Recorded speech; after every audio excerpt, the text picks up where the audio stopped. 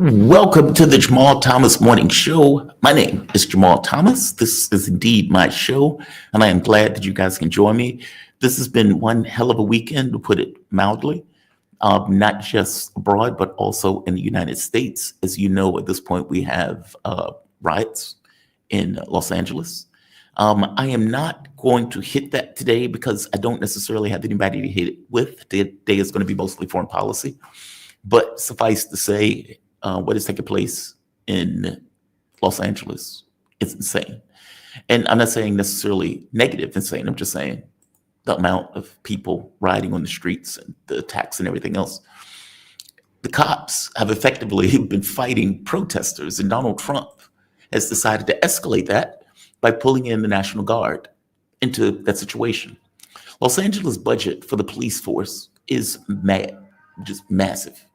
And it is probably something like the size of Hungary, like countries. And so the notion that Los Angeles can't deal with its own rioters is rather insane. By the same token, riding around with Mexican flags does not really help your cause. It just doesn't. And what I mean by that is Donald Trump's entire argument is that we're just going after illegal aliens, people who've come here, illegal immigrants, and they are taking over America, quote unquote, and they're flipping out. Now, if the public accepts that argument, the public is okay with it, believe it or not. If the public accepts the argument of what's really happening with Donald Trump having ICE goons go into courtrooms and drag people out, or showing up at various places in order to drag people out. And these aren't people who are criminals. These are people who pay taxes for God knows how many years. And he's just snatched them and taken them out the country. So you can imagine that if you do that and you continuously do that, that the public you're doing that to may feel some kind of way and have somewhat of a response, which is what you're seeing in Los Angeles. So I'm one of those people that didn't think the National Guard was necessary. It is in the president's power to do it. Should he do it? I don't think so, no. But is it within his power to do? Yes, absolutely yes. For the people calling it an insurrection, shut up, just shut up. If that's an insurrection, the January 6th, everything that they did to those people on January 6th was allowed, if indeed California is an insurrection. You guys are out of your mind. You don't know the definition of insurrection. So that is taking place. On the other side of it, what time? Okay, halftime. Russia has unleashed its most devastating attack of the war. And it has been doing this for night after night after night. In fact, I could have came on Thursday, Friday, Saturday, Sunday, and each night I came on could have said, this is the most devastating attack of the war, and I would have been entirely right. Meaning, Ukraine may get a hit in where they hit a base or something like that, like an oil field. But what Russia is doing is effectively decapitating their ability to make war. They've been hitting bunkers. They've been hitting weapon silos. They've been hitting weapon manufacturing places. In fact, let me just show you. The level of destruction that they have been wreaking or wreaking over Ukraine has been, to put it simply, astonishing. Simply put, astonishing. These images, and I'm just going to go through a few of them just so you can see what I mean. I'm not necessarily going to linger, but I do want you to see effectively what it looks like when a special military operation is ending and something that looks more like a war is beginning. Up to this point, Russia has shown restraint, one arm tied behind their back, intentionally, under the notion in their minds, this is a special military operation. NATO wasn't fighting a special military operation. NATO was fighting a war. And somewhere along the way, apparently they've come to the conclusion that any negotiation that is going to take place with Ukraine in flames, burning on its back and twitching with smoke coming off of it. And that seems to be what they're doing now. This is not retaliation, by the way. This is not retribution. This is a new phase of the war that has been enacted. They may even change it from special military operation to something else. I'm pointing out that they could have been doing this from the beginning, but they're doing it now, or at the very least by year 2, because they had built up their weapons and everything else. They're doing it now, and Ukraine is being taken apart piece by piece. This is Kiev. This is Kiev. There was a bunker in the center of the city that just got hit, which is where those flames are coming from. And that's them trying to effectively put out the fire. Let's go to the next one. Here's another one. This is also Kiev, another angle from it.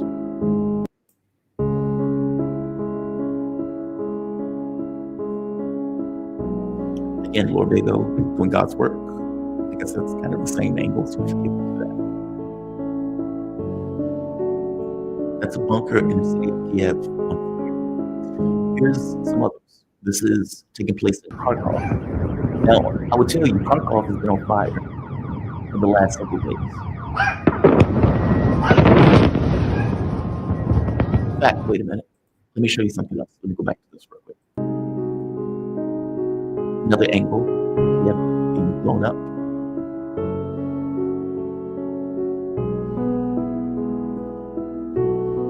There was a weapons factory. Okay, Bibo, I need you to shut up right now. There was a weapons factory under Kiev, which is why you had the secondary explosions. Let's keep going. There's more. This is Kharkov. Kharkov has been on fire for the last several days, with Ukraine having an inability to stop it from being engulfed in flames.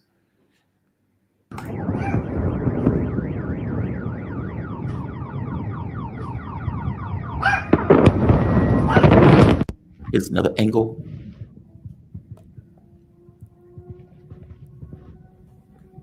Somebody looking out their window at it. Here's another angle. It's Pakia City.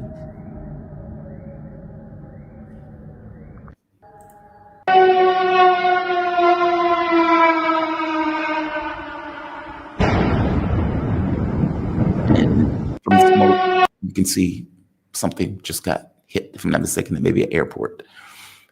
Here is another view. This one, oh, I'm sorry. The last one was from multiple locations. This one is Kharkov.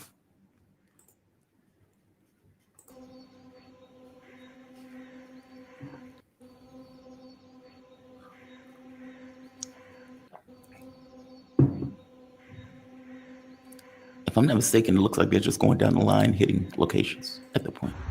Here's another one.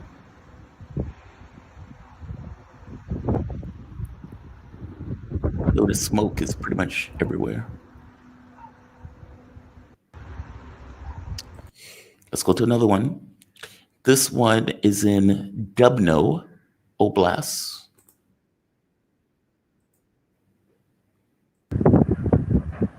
Мамочки. Мамочки. If I'm not mistaken, it was an airport. Мамочки. Hypersonic missile hit it.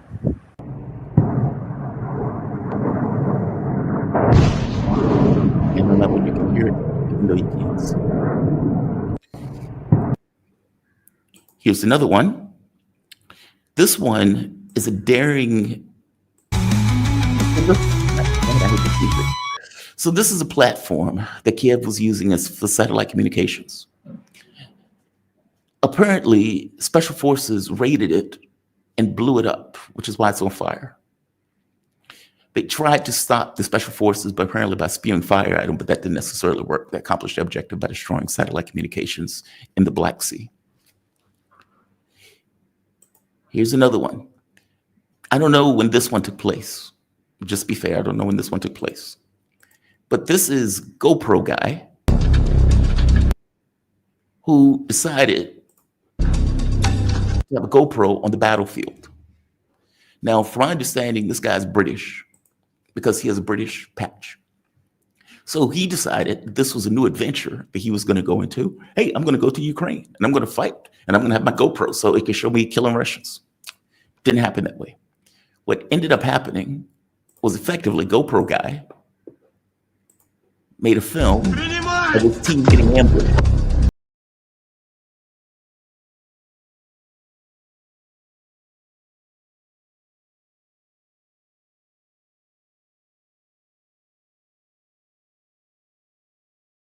GoPro guy just took a hit. This is Zelensky hiding in a bunker, crying about basically the missile factory that was blown up in the middle of Kiev. Ждали. На жаль, є загиблі. Мої співчуття рідним та близьким. І хто б там що. Now, it's not just on the battlefield. I mean, it's not just from the air. It's also on the battlefield. For the first time, Russia's entered Dnepro, and I think I got the name right. This is a new expansion into the war. This is the first time that they've entered this particular area, and it seems to be that they're pushing towards the Dnepro River. We'll get Mark to nail that down, but this is them raising the flag in this new region. First time. That's called expansion. They're not just going in this region, they're hitting Sumy and the west of Donetsk at the exact same time. So their expansion is becoming far faster, and far significant as time goes on. This is an example of what was taking place on the ground. Those were a group of Ukrainians holding the ground in Dnepro. They no longer exist.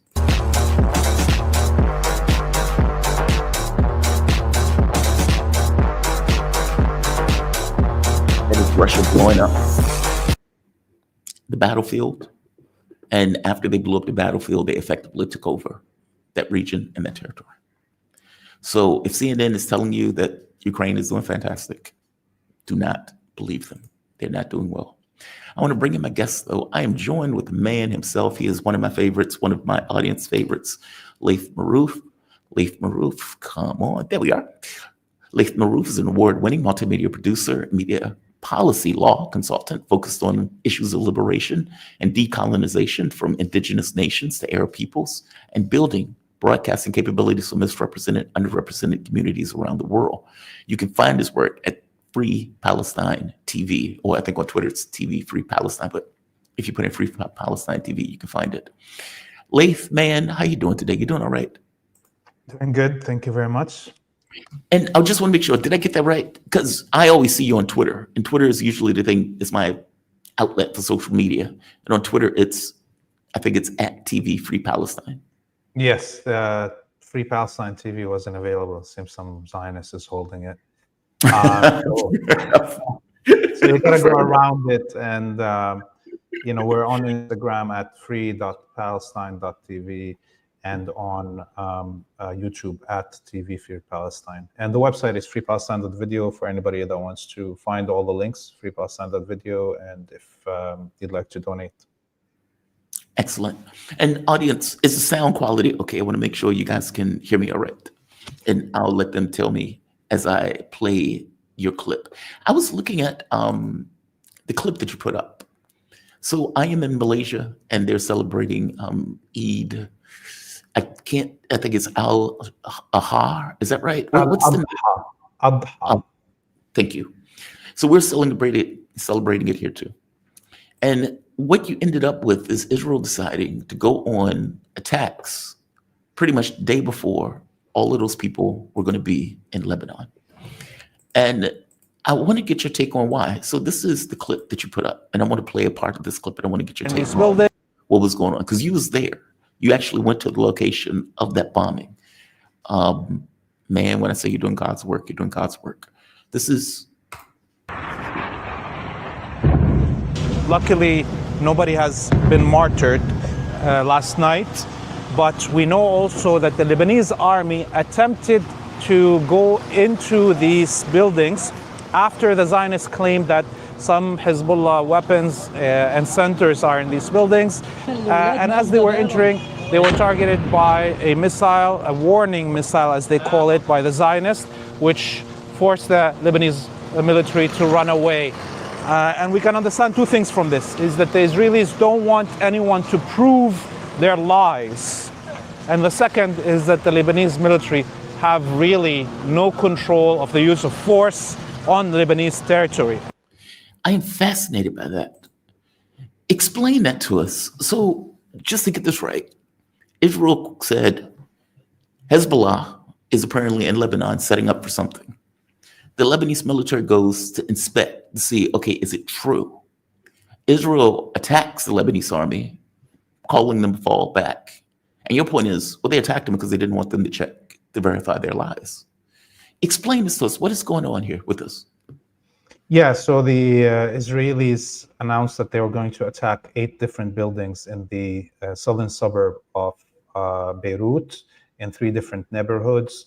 And, once they made that declaration, the Lebanese military moved in because the Israelis claimed that Hezbollah has drone building facilities, manufacturing facilities in these buildings. And the Lebanese military moved in to inspect. And as they did, they were targeted by this drone missile just as a quote-unquote warning, and they had to leave the buildings. This also, remember, happened a few months ago when the Israelis claimed that one of the major hospitals in the south suburb of Beirut had an underground infrastructure that included all the treasury of Hezbollah, where all its gold and money is. And the Lebanese military at that time rushed in, and the Minister of Health with international media, and inspected every room in the hospital. And the media was allowed to go into every room and open anything they want to.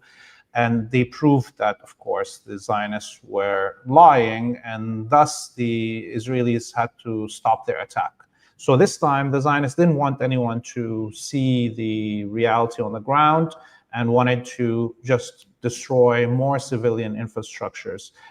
Mainly all these buildings that were attacked this time, actually all of them, every one of those buildings that were attacked 2 nights ago, were untouched during the war. So these were some of the few buildings that had, their foundations still intact, and people were living in them. So now all the blocks around these buildings have been evacuated because they were damaged. Also, the foundations of the buildings around those targeted. So you can only think about it as a collective punishment, and done on the eve of the Eid, to just sow panic and terror in the population of Lebanon. Just to be clear, there was no rational reason for it. It was just bile, just hatred. Yes, this is total hatred. And I think, part of it was also because the day before, the foreign affairs minister of Iran arrived in Lebanon, met with the Lebanese officials, offered money for reconstruction of Lebanon, and then had a meeting with the Secretary General of Hezbollah, Sheikh Al-Qasim right now. And so that probably, angered the Zionists, and they wanted to punish all of Lebanon for this visit by the Iranian foreign minister, and that he dared to meet with the Secretary General of Hezbollah. Explain to me, how does Hezbollah, forgive me, Lebanon is a bit confusing to me. Lebanon has a Lebanese military, but as you pointed out at the video, they have no control over the use of force in Lebanon. That ultimately, you have a military that doesn't defend the borders of the country. Yeah, so the blockade and siege on Lebanon, the Western powers are not allowing the Lebanese military to have any capabilities that are defensive, air defense systems, and border control systems and what have you.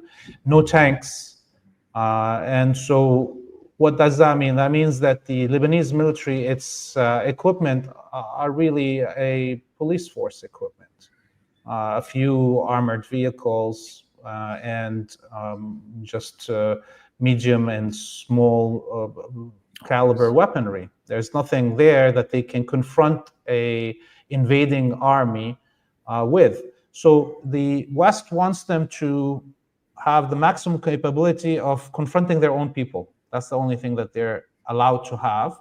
And, this means that, as we saw since 1942, and even before the creation of the Zionist colony, there was constant invasions by Israeli colonists in the south of Lebanon, and constantly the residents, the civilians in the south of Lebanon would have to pick up arms by themselves and defend themselves. And that's how over the last 80 somewhat years, there's been waves after waves of different resistance groups rising because of that reality. Is the goal of Israel to take part of Lebanon? Is that what the objective in all of this is? Yeah, I mean, their most important objective in Lebanon is capturing the watershed of the Golan Heights. You know, south of Lebanon, all of it, the water is coming from the Golan, including the Biqa' Valley in the heart of Lebanon is fed through the watersheds from the Golan Heights.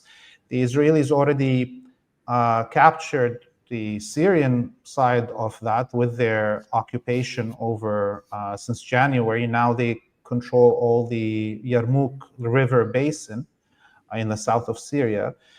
They, with the British, bought from the French with bags of money in 1930 the whole Hula Valley. So between the two world wars, the Zionists and the British pressured the French, who were occupying what is now North Palestine, and changed the border of the mandate to include what is now called the north of Palestine and the Hula Valley that were supposed to be part of Lebanon. And so that means right now the only out of the four sides of the Golan Heights and their watershed, the only part that the Israelis don't control is the one that is in South Lebanon and the Biqa' Valley. So if once they control this, the rest of the region doesn't have water. Yeah. Wow. Just wow. I want to move to another topic real quick. And one more thing, but on this. When you went there, was there anything that surprised you on the ground and the people that you talked to, and anything that you've seen, something that we should be aware of that we may not know just from looking at the attacks?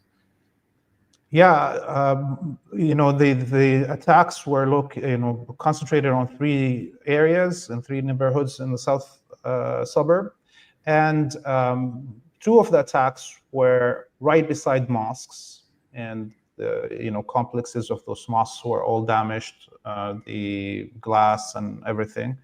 And one of them was right across from the major vocational school for disability communities in Lebanon. This is a college, and a vocational school that rehabilitates people with disabilities, gives them, credentials and jobs and so forth. And this is the largest one in the country.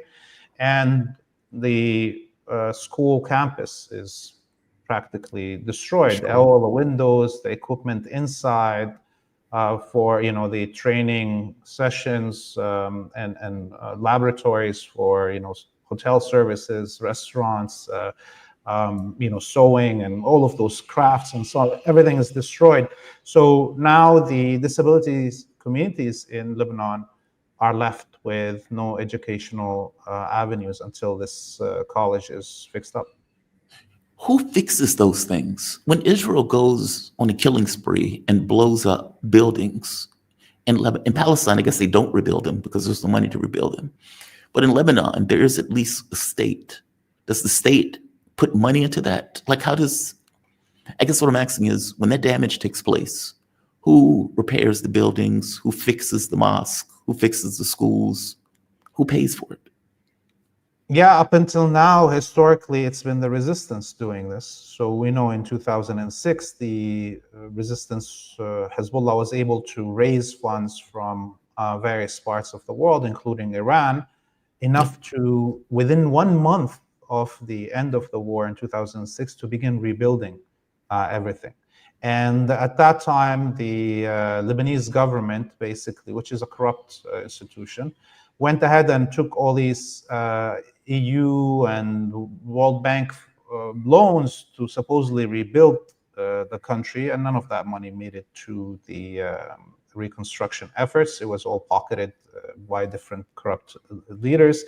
And today, we have a problem here because neither the IMF or EU wants to give money for the rebuilding, and the Israelis and Americans are barring the entry of any donations.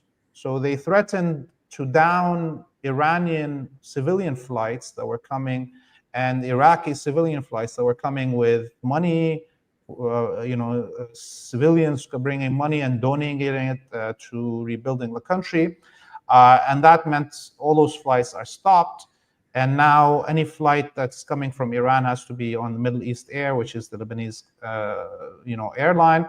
And they're all searched and no money is allowed to come into the country. So the Lebanese elite are collaborating, the government is collaborating with the siege against donations and finances to rebuild Lebanon.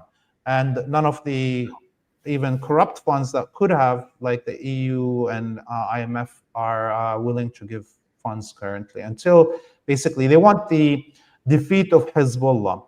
And they can only see that through the hampering of the rebuilding and thus leaving people out in the streets and impoverished. And eventually they hope, the West and Israel hopes that will encourage people to rebel against Hezbollah's resistance strategy.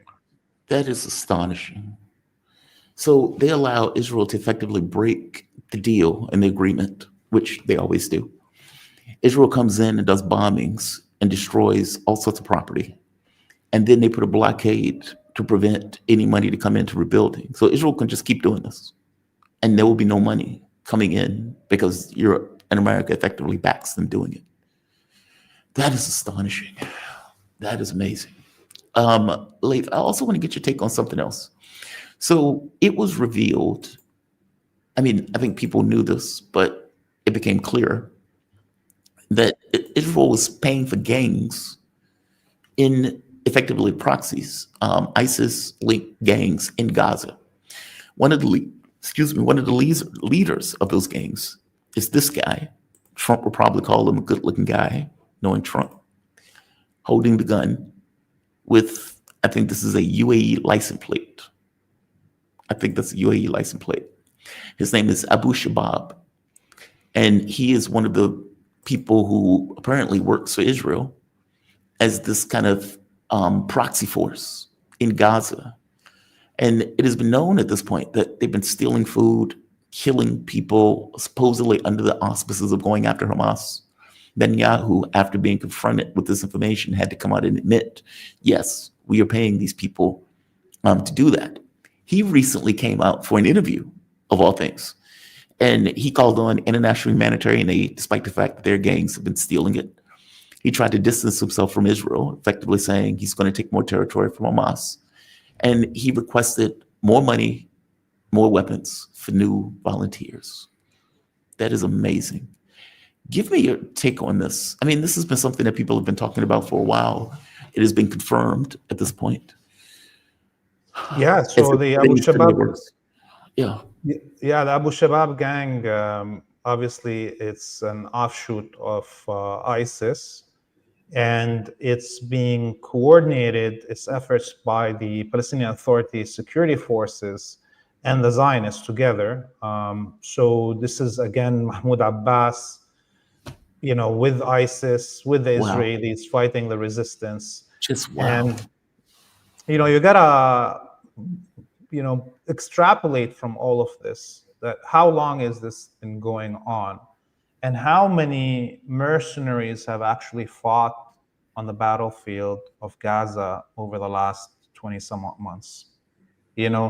So in my personal opinion, there's been tens of thousands of mercenaries that entered the battlefield since day one. This includes all these ISIS-like fighters and most probably Ukrainians, most probably all the special forces of the West. And, if we think about it, if the Israelis are admitting they have 15,000 dead soldiers, this is an admittance from the minister and the leader of the military in Israel, how many mercenaries like these ISIS Abu Shabab gang have died?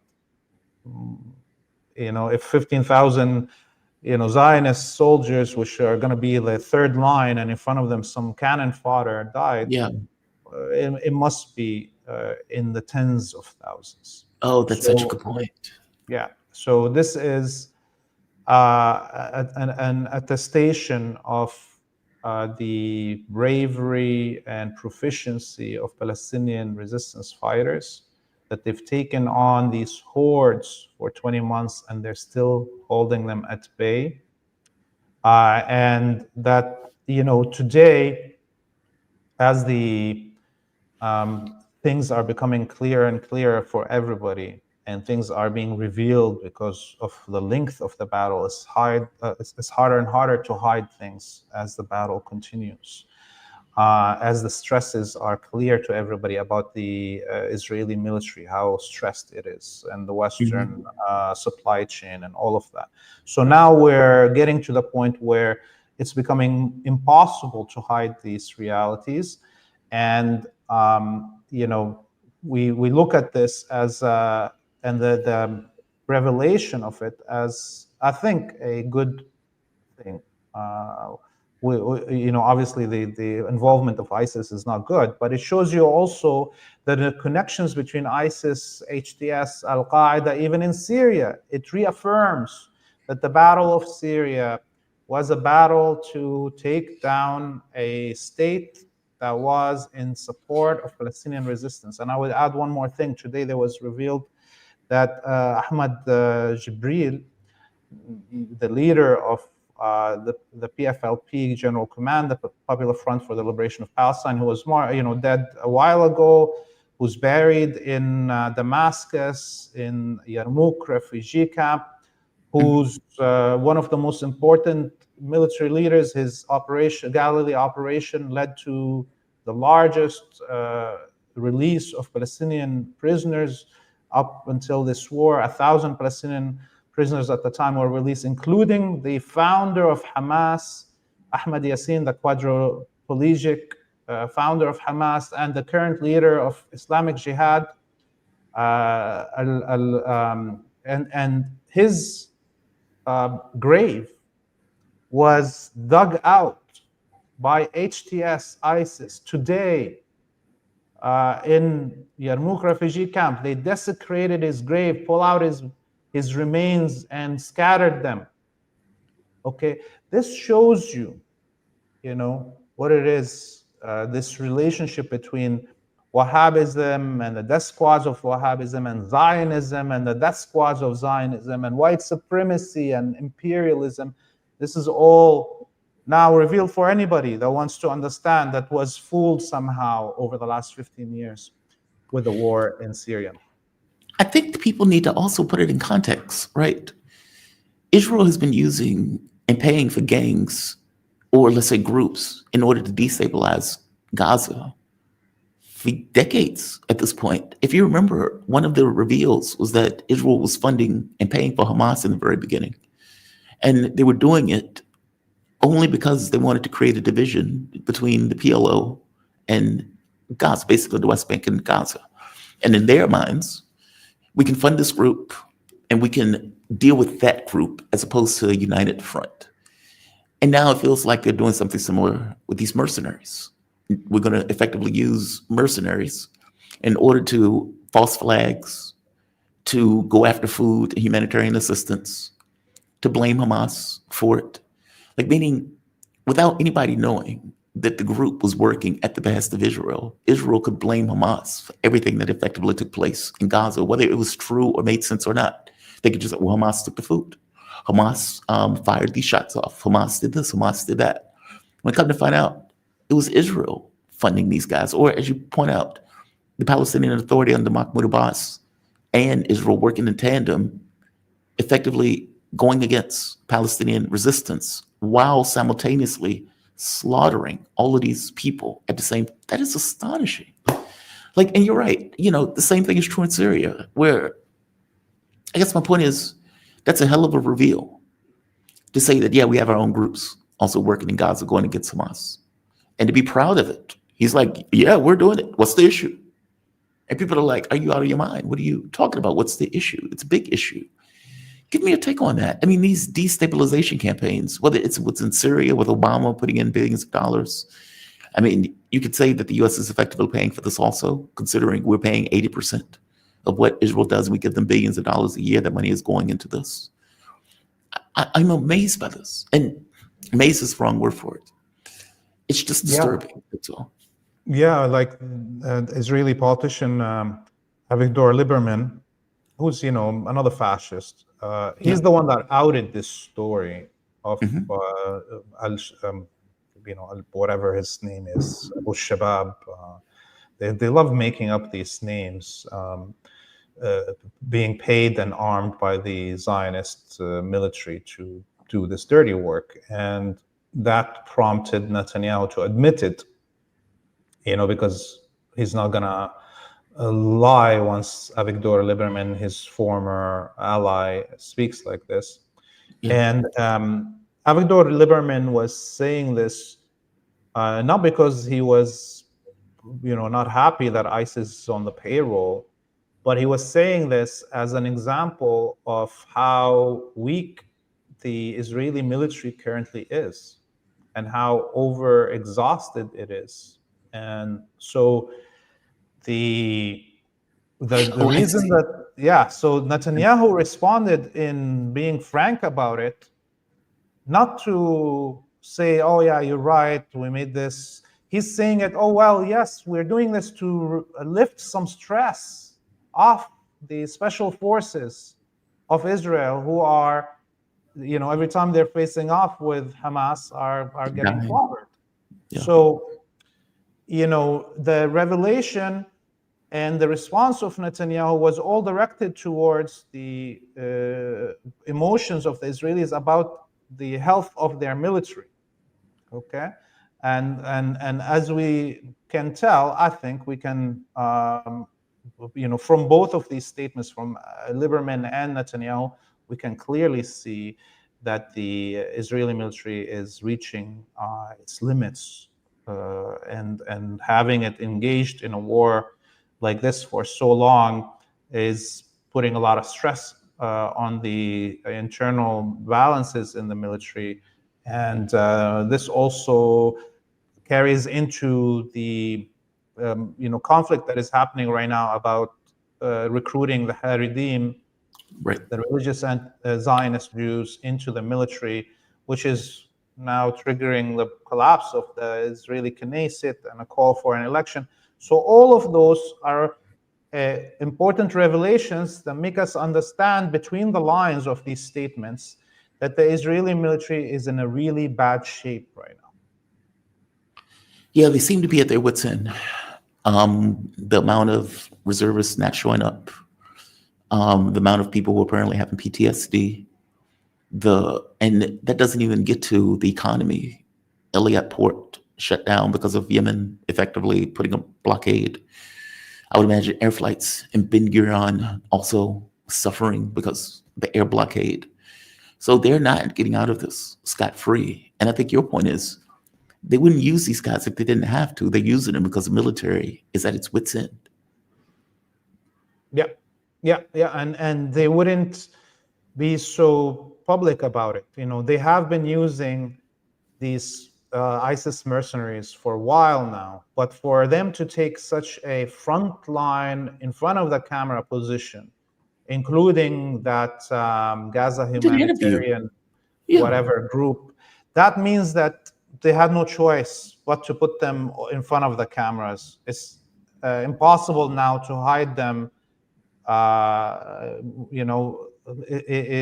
There's not enough Israeli soldiers to make the battlefield look like it's mainly populated by them. Now it's very clear, so let's talk about it openly, and let's do it openly. One last subject. Al-Jilani, the head chopper that is calling himself president of Syria, he is apparently going to the UN to make a speech. They have removed, well, wait a minute, real quick. UAE. This guy had UAE license plates. So what does that mean? The UAE is also putting money into this escapade that is taking place with these gangs? Yes, definitely. The United Arab Emirates has been the operator and the financer of many of these armed gangs around the whole region, not only in Gaza. And it's part of its rivalry with Qatar and Turkey, and even with Saudi, about who controls more of these Wahhabi death squad assets and who can provide more services to master in the White House out of this group.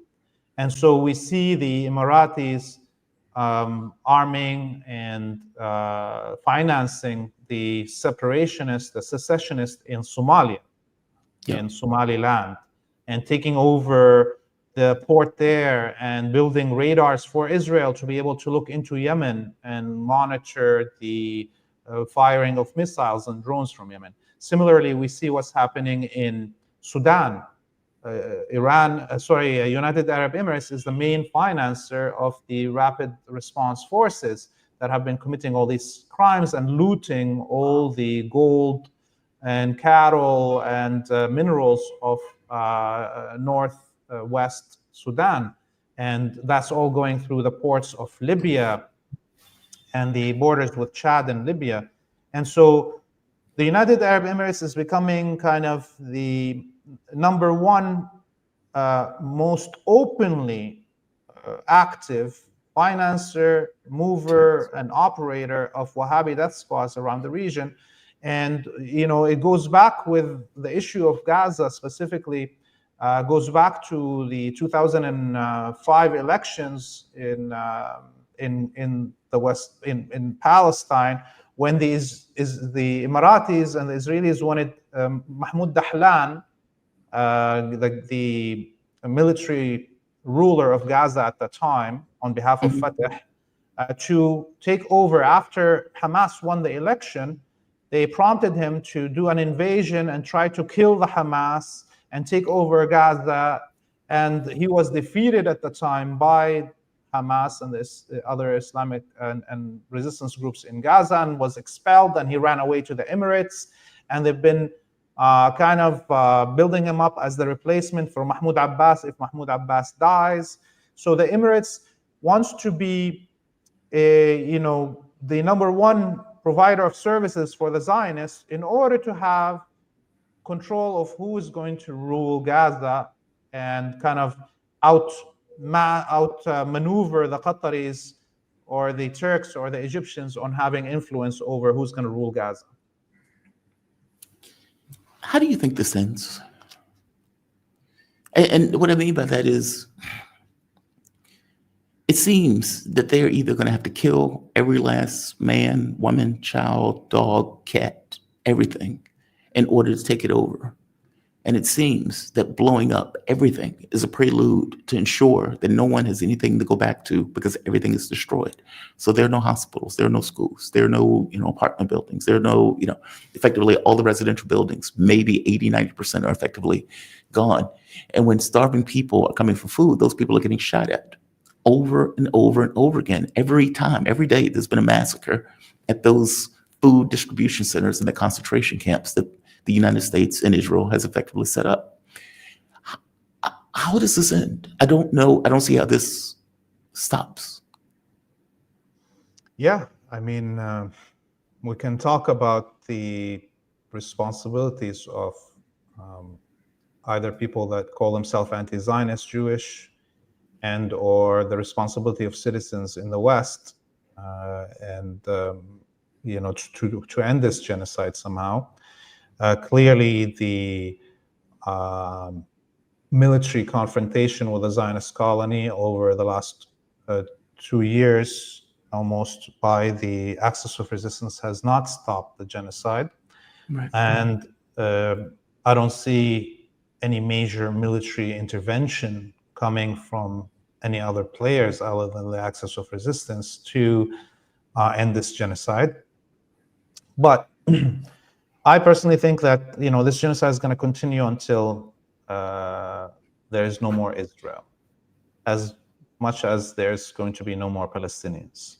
Okay, and we can see how those things that I was talking about, the responsibility of anti-Zionist Jews and the responsibility of Western citizens, are naturally coming to the forefront. I've been crying about it for a year and a half, but the realities on the ground are forcing, as we see, more radical actions to be taken, and that's natural.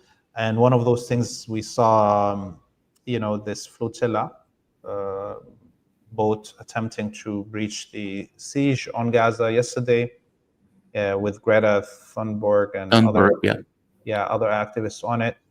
I mean, I want to say, obviously, I wish them safety and that they get back home safely.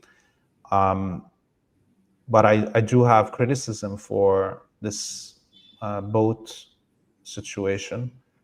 Number one, I was involved in the original Mava Marmara boat that was sent in 2009, and that ended up with all those people being killed by the Israelis. And that was the last time I was involved in these boats to Gaza, because, as Einstein would say, the definition of insanity is repeating the same experiment over and over and expecting a different result. And it was very clear from that point on that any boat that's going to be sent to Gaza is going to be confiscated, pirated, and all the goods actually are going to end up in Israel, and all the activists are going to get full cavity searches, and humiliation. So to try to do it one more time and to expect something different, that was insane. There was a friend of mine a few days ago that prompted DeepSeek, the AI, to give him scenarios, and grade those scenarios about what's going to happen to the Medellin boat, and grade them, those scenarios, for how good they are for the Palestinian cause. And this is a friend of mine that has nothing to do with activism, but just decided he's going to do that. Mm-hmm. And obviously DeepSeek told him the best case scenario is that Greta Thunberg gets killed by the Israelis. It's funny. I'm sorry to interrupt. I was about to say the same thing. Like that, the entire, whether people realize it or not, the flotilla, the point of it is to be sunk. I don't know if Greta Thunberg understands that, but the entire point of it is you're putting your body on the line. You're putting your life on the line for bigger cause. It's not about them giving you bread when they board the flotilla. I'm sorry, please continue. Yes, and the worst case scenario for the Palestinian cause is that the boat gets, taken over non-violently by the Israelis, and they have a propaganda moment of that, feeding them, giving them the water. And you saw clearly what the media would do in the West, calling it the selfie boat, Greta's selfie boat, or stuff like this. DeepSeek told us weeks ago this, and the neutral kind of situation was that the boat reaches Gaza and distributes. Imagine, that's not going to be as good as the whole boat sinking and Greta dying there. So I'm saying this because anyone that was involved in preparing this should have thought of the scenarios if they didn't want to ask an AI. They're supposed to be strategists, activists that are thinking about how do we do something. So for me, I realized, 2008, so 14 years ago, that this is not good to repeat. And it was clear to me from then that the weakest link in the siege of Gaza is Egypt and the Egyptian military. And they should have directed their boat to go into Egyptian waters, not stay in international waters, and land in Rafah, Sina, Egypt, not Rafah, Gaza. Park there, bring down the stuff, and attempt to go through the border and let the Egyptian military beat you and kill you. That would put pressure on the weak Egyptian state that is already, its population, 100 million, 120 million Egyptians are like broiling at the under the surface, their emotions. They're just scared to be killed. When they would have seen international activists getting beaten, confronting, fighting to enter into Gaza, that would have triggered the Egyptian population to rise. That would have triggered Egyptian soldiers to stop being self-humiliating and think about what they're doing as Egyptian soldiers. And so I personally think it's a waste of money, this whole Free Gaza Flotilla. There's better ways to do this. And today there is a caravan of aid and activists coming all the way from Algeria to Gaza. It was Right. supposed to meet at the same time with this flotilla, and I don't understand why they went before them. You see, none of this makes sense to me from an organization point of view. And the only problem I would say about this caravan coming all the way from Algeria, Tunis to Gaza is it's populated by Arabs. Do you think the Egyptian government will care about killing massively all these activists, Arabs from Algeria and Tunis? Do you think the international media will give a damn if they're killed on the borders of Gaza? Do you think the Israeli military will, for a second stop itself from killing them if they attempt to cross? Where are these Jewish anti-Zionists? Where are those Western people that are objecting to the genocide? Come to the border. Put yourself in this situation on Gaza. Don't let Arabs get killed for no reason again. This is all of these seems to me Oh, that's such a good point. to be amateur. Well, they are. They're just kids. I mean, at least the flotilla, they're just kids. Like, I don't think they're looking at this in the way that you are. I mean, you've been soaked into this. You've been thinking about this for years. These guys are more like, oh my God, this is horrible. I want to do something. Oh, I know, let's do a flotilla and let's dare Israel to sink us. Missing the point that if they don't sink you and they're nice to you, you've just become a propaganda campaign. Oh, that's such a good point, Laith. I am curious on something else. The documents that were apparently released by Iran, and in those documents, it pointed out that Israel was trying to overthrow the Egyptian government to put somebody in who was more favorable to Israel. Now, I don't know why you would need to do that. Egypt, is basically a quizzling of the U.S. government. They've done pretty much anything that the U.S. told them to do. But what do you make of these documents? I guess I have two questions. How much time do I have? Okay. Let me ask the secondary question first. Saudi Arabia is supposed to be more amenable to Iran. And with this whole nuclear thing, Iran was pretty clear. Look, we're not giving up our enrichment. Go F yourself. We're not doing that. And one of the things that the U.S. wanted was effectively, okay, well, what if you work in a consortium with UAE, Saudi Arabia, and we would give you your fuel? Now, again, this is fool's errand. Iran's not stupid enough to be dependent upon the United States for fuel. What is the relationship between Saudi Arabia, UAE, and Iran? I mean, they're acting as if we've mended fences. And I got to be honest, I'm very distrustful of this relationship. But give me your take on it. You know better than I would.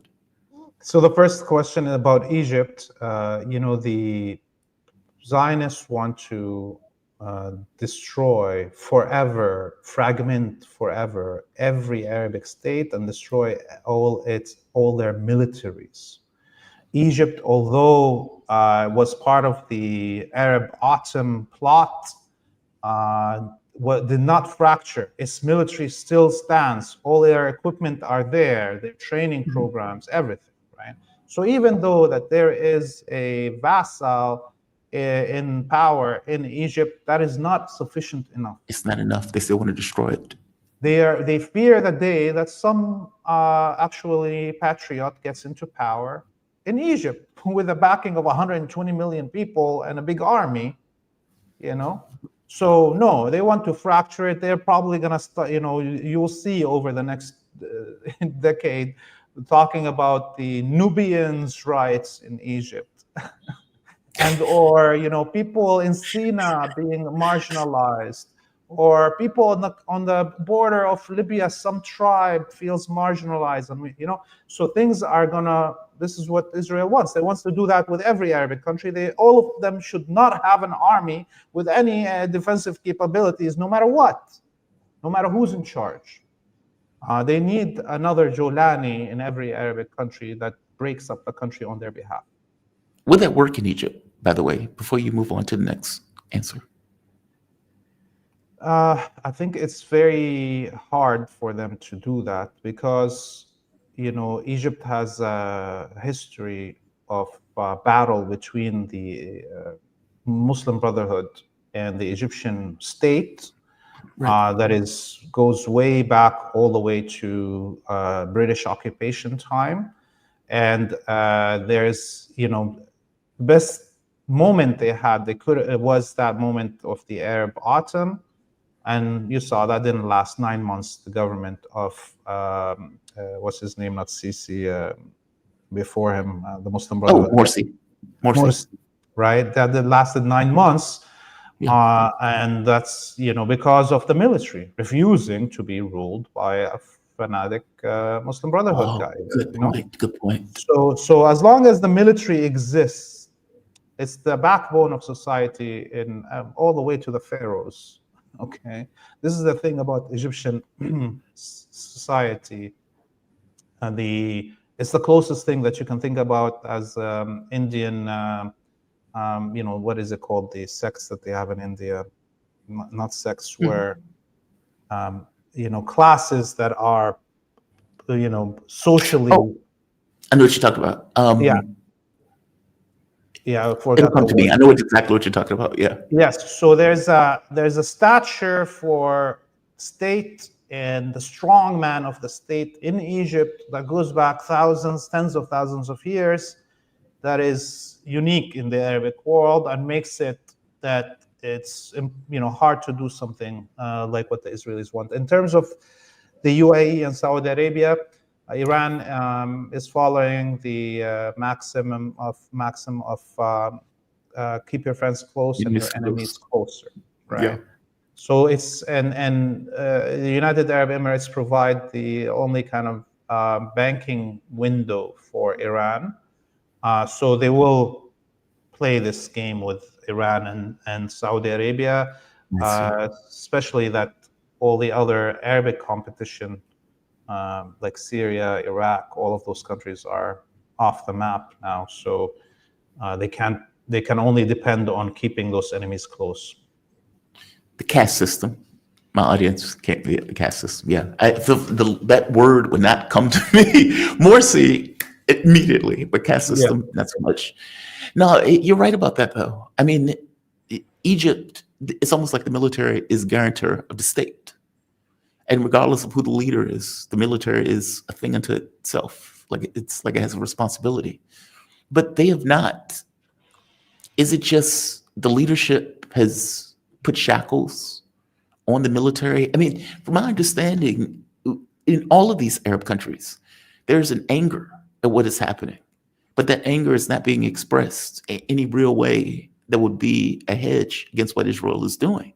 It's almost like the leadership is preventing any, let's say, righteous indignation to be expressed materially, physically, in real terms. And the same thing is true for Egypt. And these countries have fought wars against Israel, but not anymore. I mean, what is it that Israel, and this will be the last question, what is the hedge for Egypt? Is it that the U.S. gives it money? Is it that it's worried about destabilization from the U.S.? What are they scared of in this? Yeah, there's two things. Number one is everybody has watched over the last 30 years Arabic republics being invaded by Western powers, and at the same time, hordes of Wahhabi death squads, allowed to rape and pillage The countries. whole nations. Yeah. And that's very, very demoralizing, and it's also very scary. Nobody wants their daughters and sons to be raped at mass.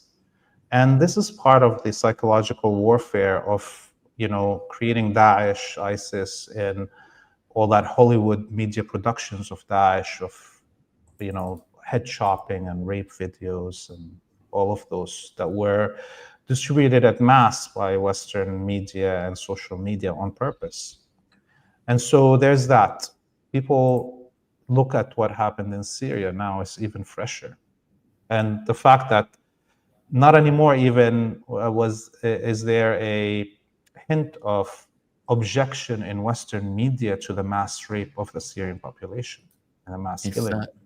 right? At least in the Iraq era of ISIS, we had like crocodile tears about the minorities of Iraq and the women of Iraq and the children of Iraq. Now we have none of that No. for the people of Syria. Call them And liberators. so imagine yourself an Egyptian and you're like, oh, God damn, we are the last, other than Algeria, the last Arab republic that hasn't been, taken down and mass raped by Saudi Wahhabi death squads. I mean, mostly like 80% of these Wahhabi death squads are Saudi citizens.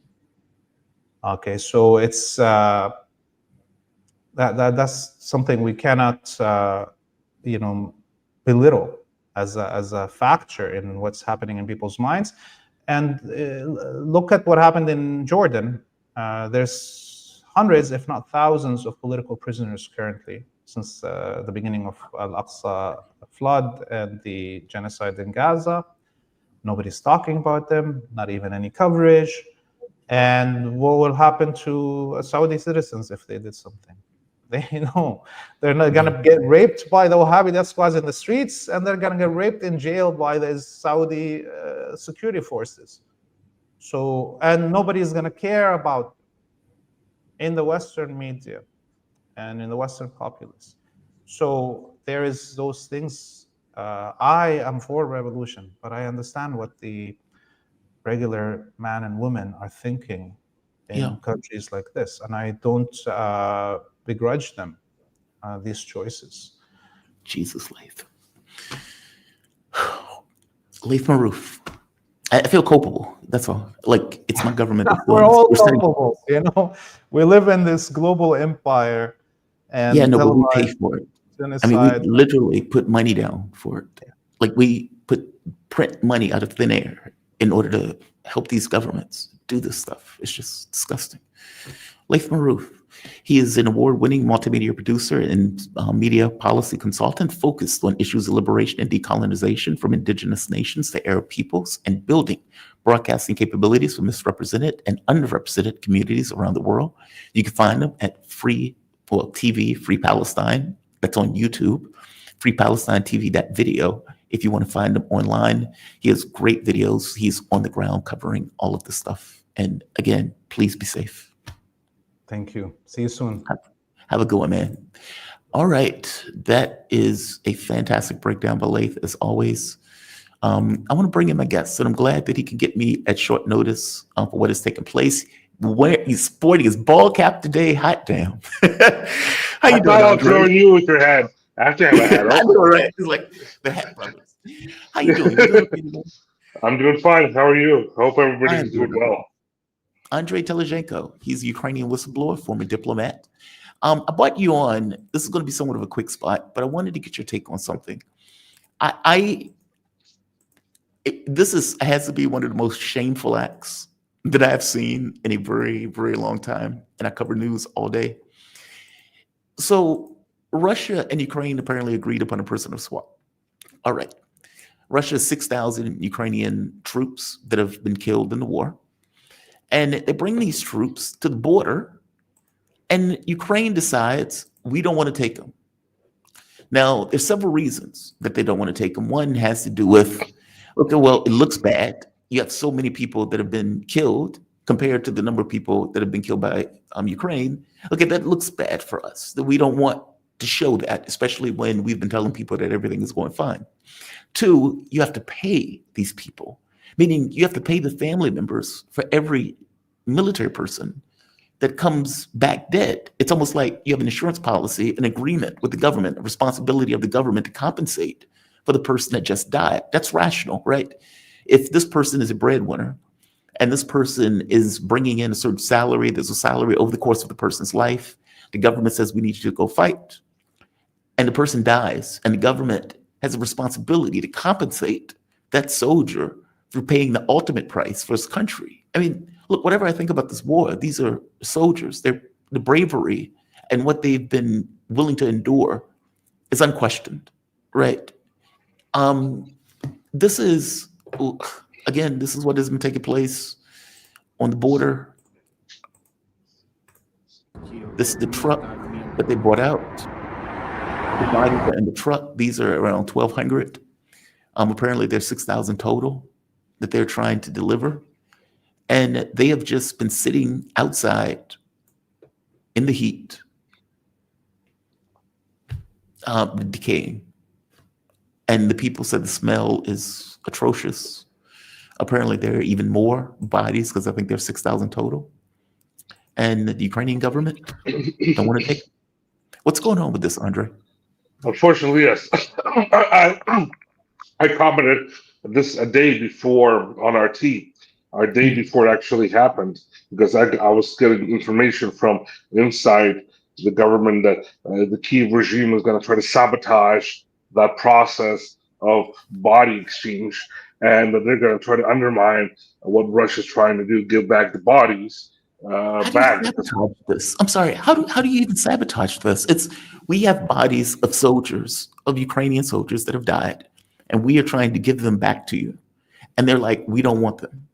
How do you sabotage that process? That's very straightforward. That's how they sabotage. They didn't take them back. The bodies are there. The Russians are refrigerating them in the trucks, but they've been there for 3 days already. And the problem is that is the sabotage, not to take them back. Now Kiev is announcing they're trying to do it next week, but they're already there. Come pick them up. The Russians are not saying give us back our bodies. We're going to give your back bodies. We have your bodies. Take them. The Ukrainian side doesn't want to take them. They're putting posters and doing propaganda, going on their knees all over the Ukrainian cities. If you don't go on your knees in front of the dead body, you're going to get to go to prison. That's what they're doing for a show. But in reality, 6,000 bodies from the Russian side were picked up. Also picked up by the Russian side. The Ukrainian army never picked up their bodies. To pick up your body on the battlefield from the Ukrainian side, to take it back, the loved one of that person who died has to pay $10,000 to the military. So they're bribed to take them back from the battlefield. Did you just say that for you? Wait a minute. For the Ukrainian military to pick up the bodies of dead comrades, people who've died fighting for Ukraine, the family has to pay the government $10,000? Not the government, the military bribe, the military personnel who's in their base or whatever in their structure, and the Minister of Defense.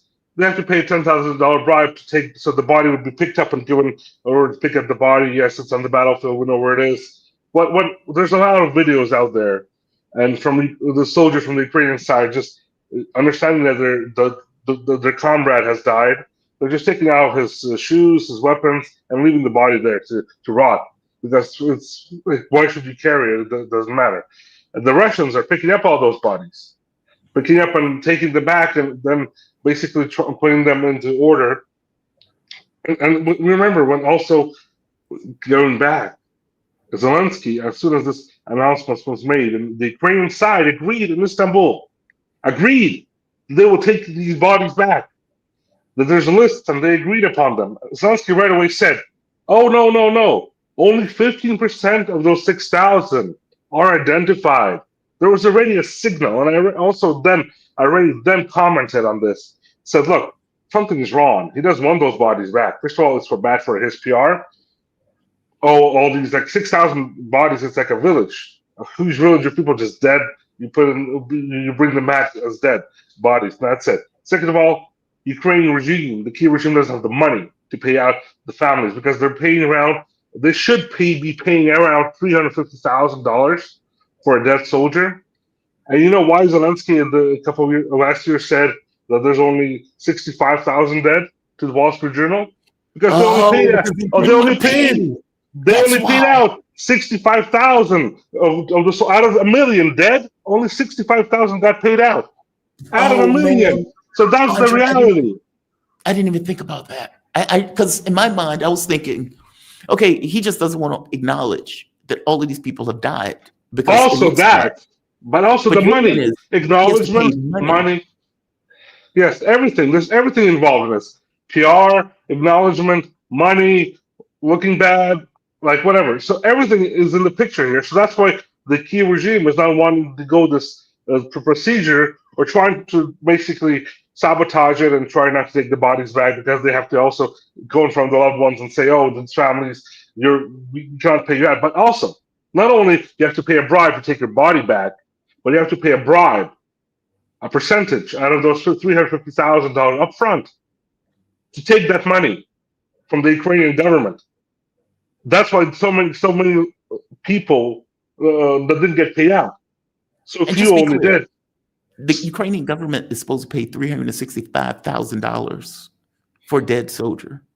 Yeah. And they have been effectively saying, well, your person is missing. Yes. And the problem with what Russia is doing. And they gave an order, they gave a law, which we're trying to pushing through the parliament right now, that they're gonna only pay out to the families 3 years after the conflict, and so only after the conflict they will be able to pay out to the loved ones who lost their soldier on the battlefield. So they're trying to push this after the conflict. So after this war is whatever's going to end, only then, and then there's going to be a new government. And these guys are going to flee with all the cash because what Zelensky's doing, he's stealing that money from the families. He's putting it in his own pockets, buying villas outside of Ukraine, and the U.S. taxpayer dollars, the Democrats, the neocons. Oh, we should support Kiev. He's being bombarded by Russia. Oh no, this is the evil. They're supporting evil because these guys not only are stealing U.S. taxpayers' dollars money from people who are still, thank God, still alive, but they're stealing from their own people who are dead, who fought for them, just for them to be in power, who believed in them, who believed in their propaganda, who were then caught and then thrown as dogs to the front lines.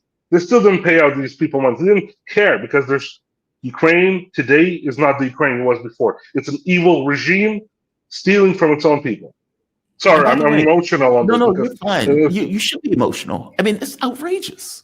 Like, can you imagine? Like, that's outrageous. Like, that is astonishingly outrageous. It's breathtaking to watch that. Because the point that you're making is like, these people gave their lives for the country. And your response, like, Ukraine has a responsibility to the soldiers, every bit as much as the US would have a responsibility to the soldiers who go and fight in various countries. Many of those people were dragged off the streets and thrown into the front lines. Many of the kids who were like 18, 19, where they said, we'll give you a bunch of money if you go fight, knowing that they were going to most likely die before they were ever going to collect the money that they were supposed to get. And after they die, the government's response is, we're not going to acknowledge that they're even dead. And Russia's like, well, please take your dead. They're like, no. And Russia published a list of the names of those people who effectively are in those trucks. That's astonishing. This is not going to have political consequences for Zelensky. I can't believe that the Ukrainian public is going to be okay with this. Looks like this would be really destabilizing to the regime. It's not being talked about in the Ukraine media at all. That's what they're trying to ban Telegram in Ukraine because that's the only other source people are getting some information at. But there's so much false news out there, bots out in the Telegram where people are reading like false stories. Like there's big followers of those Telegram channels, but you cannot trust them. Like nobody, the Russian TV Telegram channels are blocked. The Russian TV is blocked. RT is blocked. Only CNN is watchable in Ukraine, and the same thing as the local propaganda channel. So there's no big difference. So that's the reality of what Ukraine is, and the West is also closing its eyes on this. Look at, we talked about the killing of Andrei Portnov last time and how the Western journalists said we have our line of the story. The same thing here. They have their line of the story. They don't care. This never happens for the Western journalism. Yeah, we're gonna win a Pulitzer Prize. We're gonna write about something else. We're not about the dead soldiers that are being taken by the Ukrainian side, but we're gonna write how Zelensky is powerful. Give him a voice on ABC News and let him talk and ramble that he's not getting weapons, not getting paid. This is the reality of what we're facing today. Propaganda, propaganda, propaganda. In Ukraine, people hardly know about this, who only read different Telegram channels and have access to VPN. But most of the other population, older population, doesn't know what VPN is. They're used to reading old school news. And the same thing here. So it's the reality is the degrading situation in Ukraine and the Western Hemisphere that nobody's going to talk about this. That then when Russia's going to hit, they're going to all start talking about that Russia hit some buildings, even though then today, at least the French press started talking about that Ukraine is using building regular buildings for civilian shield. buildings for not human shield, for building drones in them. They're using Right, civilian right. buildings and having civilians build drones in their apartments and their house complexes, like mass production, not just some one drone a month, mass production of drones. So that's what Russia's hitting also at every target we see on the news. But they're using this all for PR, closing down the picture, closing down what's happening on the ground. The reality is Ukraine is evil today. The Ukrainian government is evil. They're destroying its own country. They're destroying its own people. They don't care about the heroes who died for them.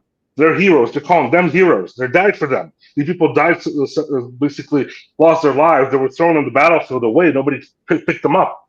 The Russian side picked them up. And when the Russian side actually offered ceasefire after these Istanbul negotiations that happened recently for 2-3 days to pick up the bodies of the soldiers following both sides, what Zelensky said, "Oh no, we're not going to give them a chance to do that." There's a public interview that people can go and look at this last week. What Zelensky talked about the ceasefire.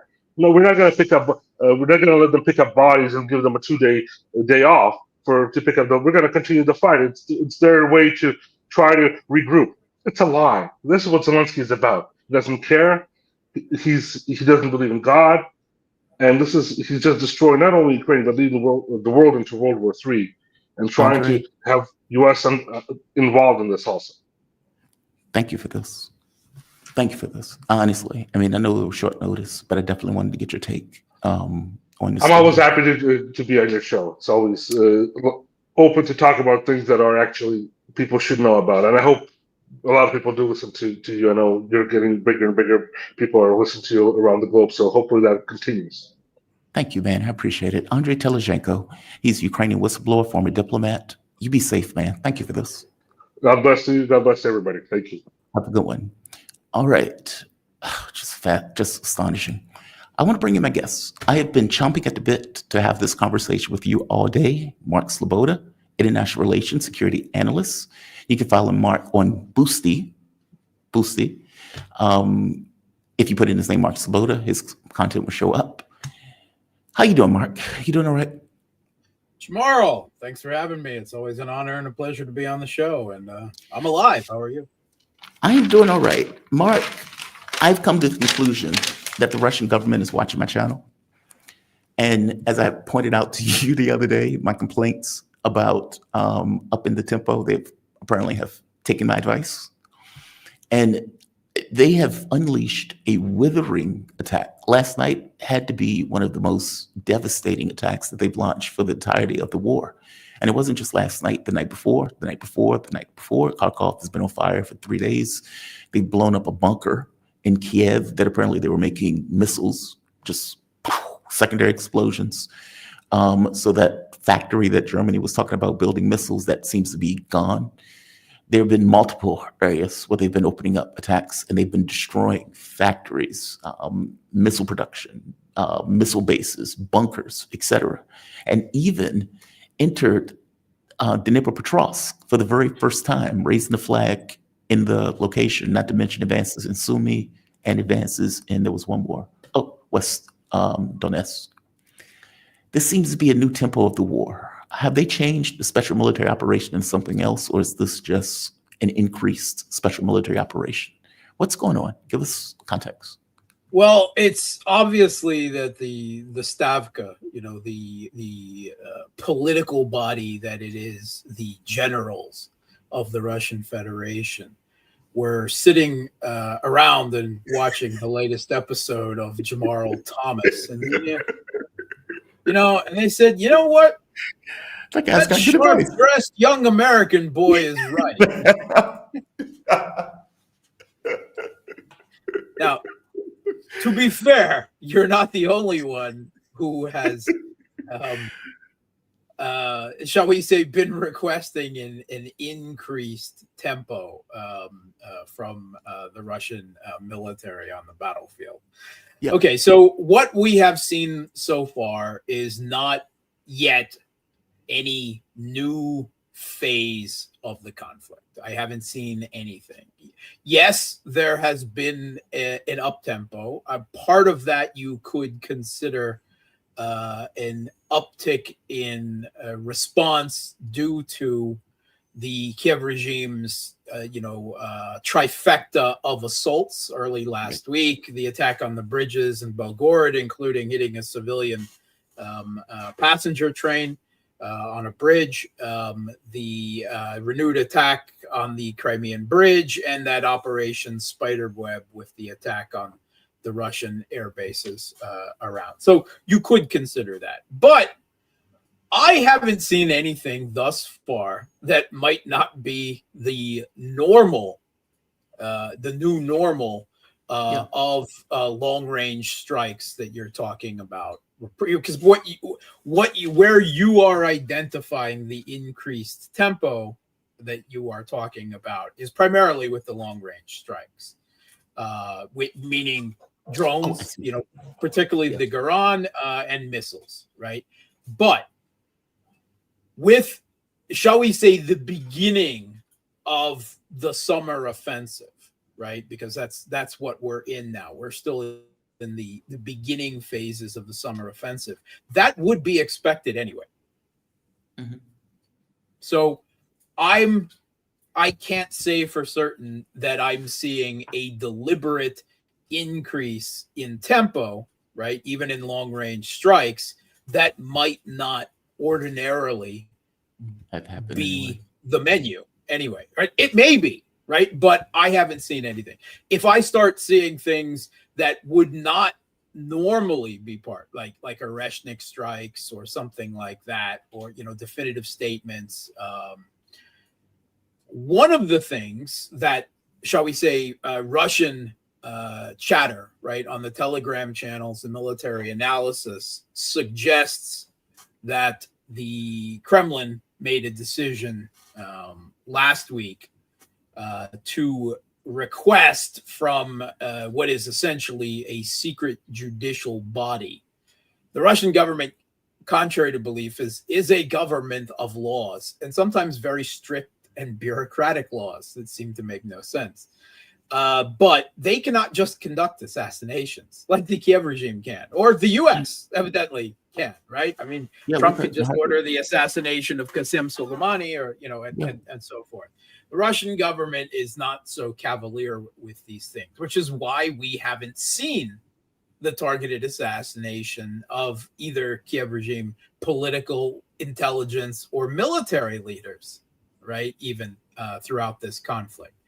Well, after last week's attacks, particularly, of course, the air base attack, the rumors are that Russia has requested permission. The Kremlin has requested permission of this secret judicial body for the targeted strikes and assassinations, if you want to call it that, on the Kiev regime's intelligence leadership, like the SBU. Now, my response to that would be, you haven't been doing that so far, right? Why not? Right. Because considering some of the assassinations of thousands of East Ukrainians, right? The political leaders, activists, bureaucrats, officials, anyone and everyone that have occurred over the last decade. Thousands of East Ukrainians or former East Ukrainians who identified as Russian, right? The assassinations of Vladen Tatarsky and Daria Dugina, right? Russia, inside Russia, the assassinations of Russian generals, right? This with terrorist bombings, right? They hit the head of the chemical, biological, radiological defense forces with a terrorist bombing hidden inside a scooter outside his apartment building. These sorts of things. Why hasn't Russia responded to that earlier with trying to get the SOBs responsible for it? So I have heard before that there were attempted missile strikes on intelligence headquarters, right, in Kiev and elsewhere, that with varying degrees of success over the last 3 years. But this might be a more concentrated campaign beyond just, shall we say, missile strikes, doing whatever they can to take out these people. and it's certainly called for, right? It's certainly I would even say a proportionate response to what the Washington Post, right, David Ignatius heralds as the beginning of the Kiev regimes of Ukraine's dirty war, right? With less success on the battlefield, they, right out on the front pages of the Washington Post, they say that the Kiev regime is going to resort to more and more asymmetric warfare, unconventional warfare, terrorist bombings, assassinations, right? You name it, right? But, shall we say, no ethical bounds, restraints of war or anything like that. Not that we've seen so many thus far, but shall we say an increased tempo of such things as the desperation on the battlefield and the need for the Kiev regime to turn the narrative, which is, what they have mostly been fighting this entire conflict is the narrative war. So it's certainly proportionate to that, right? That is the path we're going down to. That's why I say the people who think this conflict is over are, shall we say, putting the cart before the horse. This is going to get nastier. This is going to get bloodier and nastier, right? Particularly with an asymmetric warfare campaign, right? That will presumably go right up until the end and then go beyond that, right? Because we know the CIA has openly admitted that before the conflict even began, they were training the Kiev regime's forces, special forces, military intelligence in the U.S. to wage a guerrilla war after the Kiev regime fell. So this is already going back to 2019 to 2021 before, right?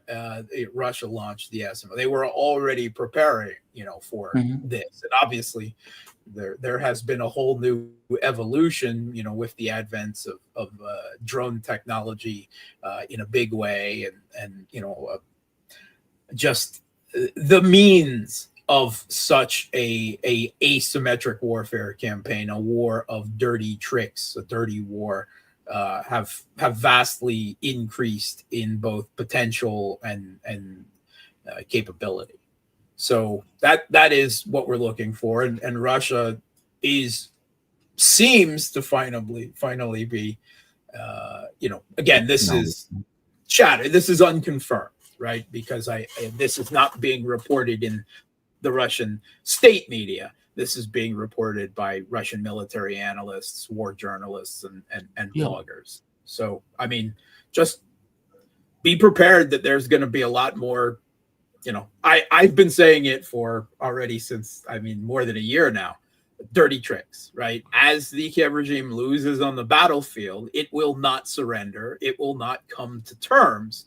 They will resort to dirty tricks, to asymmetric warfare, to try to, both hurt the opponent, but more importantly, I think often increase the morale, the propaganda morale of their own population and of the Western political elite that constantly needs some type of reassurance that all the money and arms they are sending are killing some Russians, right? They constantly be reminded. It is shocking to me that they require permission from a court to go after political leaders that are allowing this stuff. Meaning, as you point out, Obama had a kill list. He just had a kill list. Obama killed Americans on the kill list and their kids. We didn't think twice about it. Obama didn't go to a court. Obama just said, hey, give me a list of people we need to kill. And that was the end of it. Zelensky, they've been murdering people left and right, as you've pointed out. Hell, in that village that they were in Kursk, they murdered every last, right? No one survived in Kursk village. Porchania, head of the Porchania Village Council in small village. Everyone who was in the village when the Kiev regime forces rolled in, anyone who didn't escape beforehand, they killed everybody. And you're telling me that a band of terrorists, as Putin called them, that Putin has to give permission to end the lives, remove them from this physical matter reality? That's astonishing. I've lived in Russia for most of the last 2 decades, right? And one thing I can say is that Russia is a country of law, Now, often it is bureaucratic law, sometimes to an excessive degree, right? But Russia is a country of law. Now, sometimes those laws seem, shall we say, slightly on a different, not 100% different, but slightly on a different angle to the normal idea of law in, say, the United States, which, Right. I mean, there's a lot of questions about the law inside the United States. Just take a look at U.S. prisons well, anyway, don't need to go into a critique of the U.S. Judicial and legal and police system. The summary executions of, shall we say, people of certain skin tone and Yes. and the like that regularly occur. But Russia is a country of laws. Now, the one thing I would say that in general there has been a massive streamlining of Russian bureaucracy over the last 2 decades, right? Still laws, but a streamlining of bureaucracy. But to be fair, they had a long way to go, because when I first came here, I could easily define some of that bureaucracy as Kafka-esque, right? Yeah. Now I would just say it's normal, right? Normal, bureaucracy that you would expect to find in any modern first world country, right? Not smooth across the board, right? Some places it's more, some places it's less, sometimes it's, remarkably free. But Russia is a country of laws. And Putin, I mean, yes, he did serve in the KGB, FSB, but he was his education is as a lawyer, right? Dmitry Medvedev also as a lawyer, right? So that is, the paradigm of thought that they come from, right? Just because we don't go, the Western press caricatures the Russian government, right, as dictators, authoritarian, right? It's just Putin, evil Putin, the dictator, the Dark Emperor, the leader of the orcs. However, whatever cartoonish image they want to create of their opponent for propaganda purposes. But the truth is that Russia is a country of laws, its own laws, but that it adheres to. Sometimes, to an excessive degree, and this would be one of those cases that I think, well, why haven't you taken those kids' gloves off before? That's what I would say, and I would imagine that the Russian generals, and intelligence apparatus have also, shall we say, been chafing at the bit sometimes at some of the restrictions that the Russian civilian government has placed on them. They don't air a lot of that dirty laundry in public, but the Russian political talk shows, the Russian, newspapers, and especially, the Telegram channels that are one of the biggest, shall we say, alt media in Russia. They have been, chafing at that leash. Chafing at the bit for some time now, right?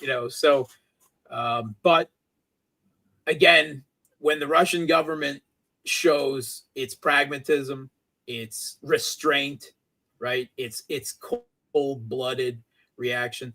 There was a very interesting article in a Russian newspaper, Ridovka, right? That is, I would say, a patriotic, at the political level newspaper. But they talked about the type of response, that was needed in response to Operation Spiderweb. And what they basically said is, we don't need a response. We don't need retribution. We don't need to be responding to what they do, right? Ceding them the initiative in that way. We don't need to be making our military decisions based on some emotional reaction, right? I think we had this conversation last week, right after it happened. It's not an emotional reaction. That's the part I disagree with. It's not an emotional reaction. There's a logical... I've been here long enough. I can tell you what the Russian reaction to things like this is. The Russians are a long-suffering people, right? Their history, right? There various things define the Russian nature, right? And you could talk about Americans, one of the chief. You can debate the reality of it, right? But the American dream of picking yourself up by your bootstraps in a world of opportunity, of often unbridled, brutal opportunity, right? I know, and only for a few, but anyway. But the Russian, one of the characteristics of the Russian nature is that historically, being at the crossroads of Eurasia, not an island continent, with non-offensive countries to the north and south of it, hidden on the other side of the world, but smack dab in the largest continent of the world, with China and the Islamic world and an aggressive European world, surrounded on all sides. Russia has a long-suffering history of people trying to go to and fro with their military conquests across what has, been, the continuous political expanse, going back to the time of the Mongol horde, right? Of Genghis Khan, right? That was the first political, really, unity of the region, of the center of Eurasia like that. So they're used to war, right? They're used to suffering as a result of that, right? And they. Yes, I mean, on an individual level, yes, Russians feel, gut reactions. But there's a societal, a political level, what I would say that, the Russians are capable of taking a blow and just keep doing what they're doing as long as what they're doing is leading to victory in the end. So, Maya, I so disagree with you on this one. That point may be true.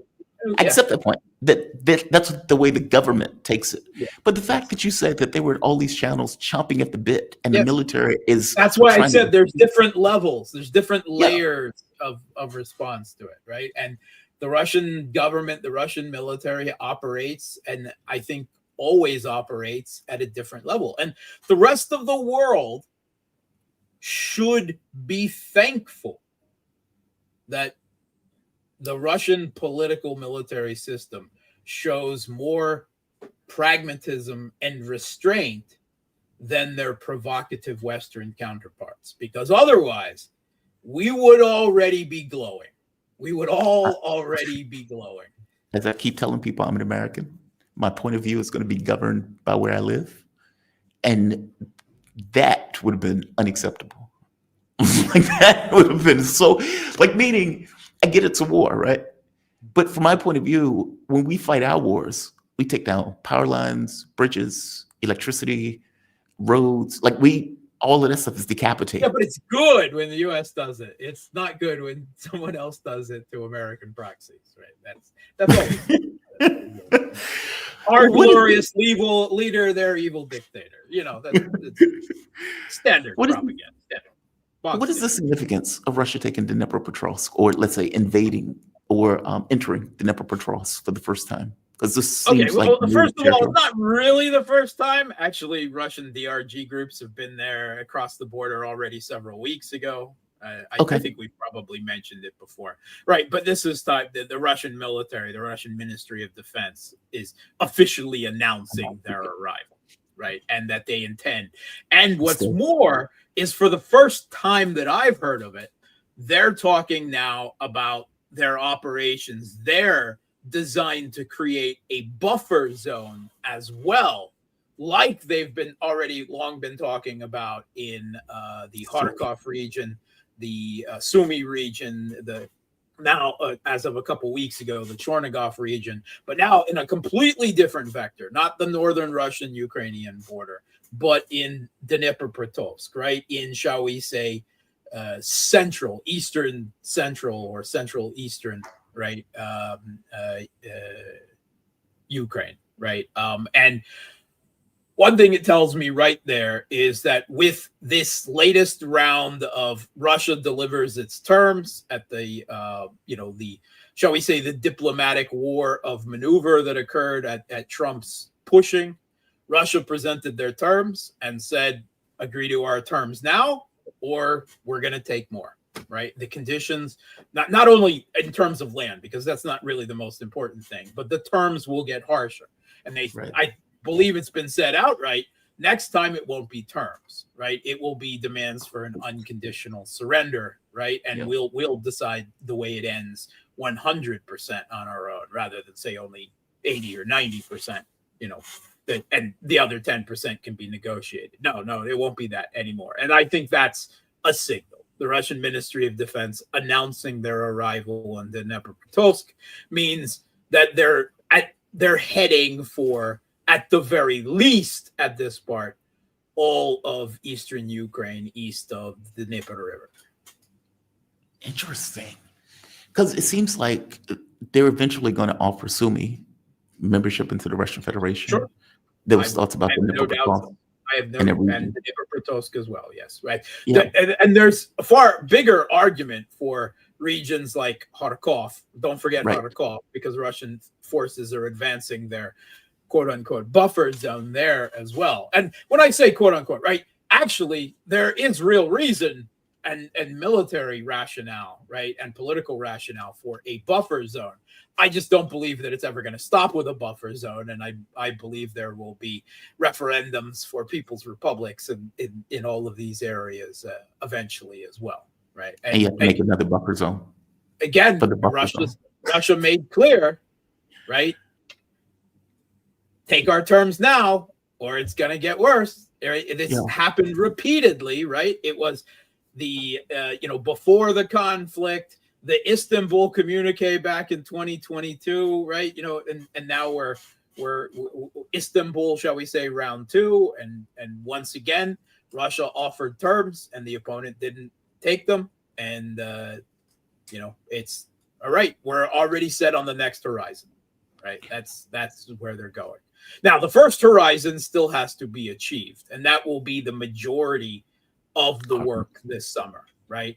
In the Donetsk region, the Slavyansk, Kramatorsk, Konstantinovka line, right? Yes, polishing up Pokrovsk and Seversk as well at the north, the south, and the north of that remainder of Donetsk. But in other areas like west of Pokrovsk, yes, Russian forces are already moving into Dnepropetrovsk, and there's very little to no defenses there, and the terrain is very different, right? It's not these small, urban agglomerations of small towns rolling into each other in hilly forested territory, right?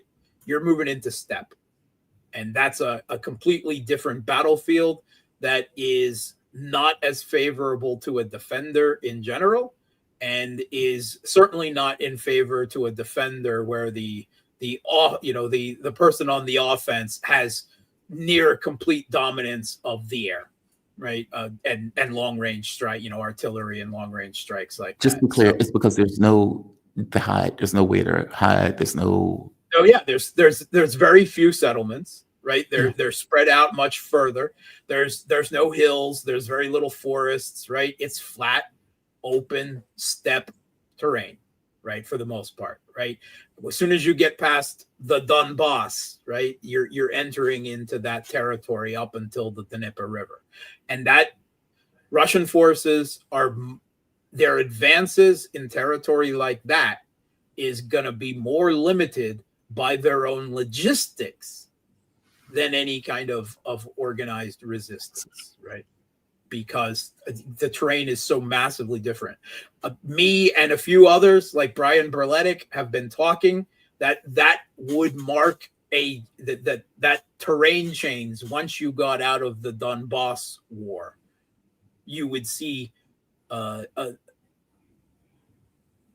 things happening much faster, territory taking shape much faster, and all of the advantages, right, in that new type of terrain go to Russia rather than to the Kiev regime at this point, particularly because they haven't built up any defenses. If they had built up significant defenses, then we could argue about it, but they haven't, right? They haven't. Well, not even in Sumy have they built up defenses. No, I mean, not even the mayor in Sumy. I mean, they are streaming at multiple sides in the Sumy. A lot of that is due to corruption. I mean, the ever pervasive corruption in Ukraine. We saw this already a year and a half ago, when Russia began moving south into the Kharkov region, right, in the direction of to create a buffer zone, right, in the Kharkov region. There were lots of complaints at that time that all of the money that had been spent to supposedly build defenses and trench lines and bunkers hadn't resulted in anything actually being built. So that is a constant problem. That is, well, that's the Kiev regime. What do you want? I mean, that they have to deal with that on their own. We've seen the Kiev regimes, the Rada, their parliament, their MPs, Rada members like Bezuglaya, who actually made a political, shall we say, a little bit of a political focus or a circus, depending on your point of view, going to some of these places and pointing out that there's no defenses, or the defenses that were built make no sense, right? And follow no military logic or strategy, and were unmanned and so forth. Well, that's going to become much more a thing. Remember, in the Donbass, that is where the Kiev regime planned to fight and defeat both the shall we say, separatists who never accepted the West-backed Maidan Putsch, and Russia, because of the terrain, of the tight urban agglomerations. They built up defenses there for 8 long years before Russia started their intervention. And well, that was a cost of not starting the intervention back in 2014, is then having to go through that, right? And, the fact that in 2014, the Kiev regime didn't have a military, because the military was not either in good situation or at all obeying the commands of the new putsch in Kiev. So, So your point is that now that they're out of that region, yes, everything else, for the most part, falls apart. Meaning, we were prepared to fight here. We were not prepared to fight here. And you've broken through in many of these spots. It's the terrain is going to mean massive changes in how the warfare is conducted on the battlefield, and everything will happen faster. Russia has to take Odessa, correct? And the reason why I'm asking that, if they want those attacks on the Black Sea to stop, don't you have to take Odessa? Sure. It's a Russian city, so there's that. But it seems rational. Yeah, I mean, there is I think a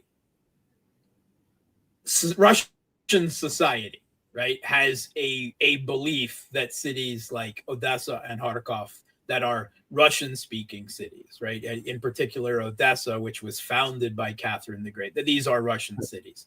And if we've gone to this extent and everything that's been through the last 3 years, then we should get those at the end of this, right? That should, again, the problem with Odessa is its geography. Right.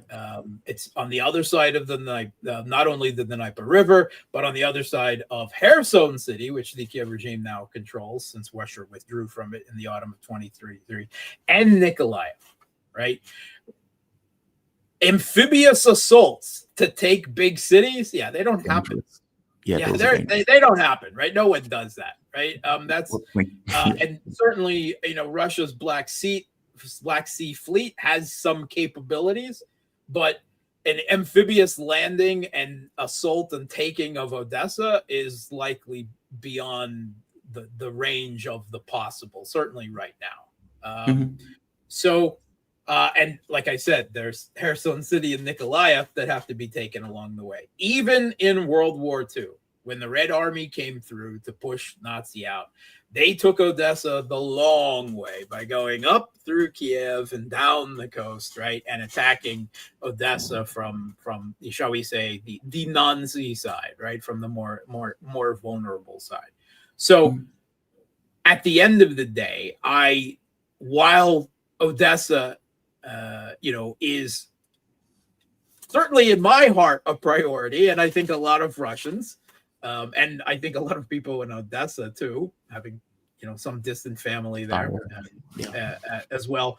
It's more likely to happen as a result of end of conflict terms than it is of somebody. Oh, I see. And it's not only that, right? It's not only that, right? Take a look.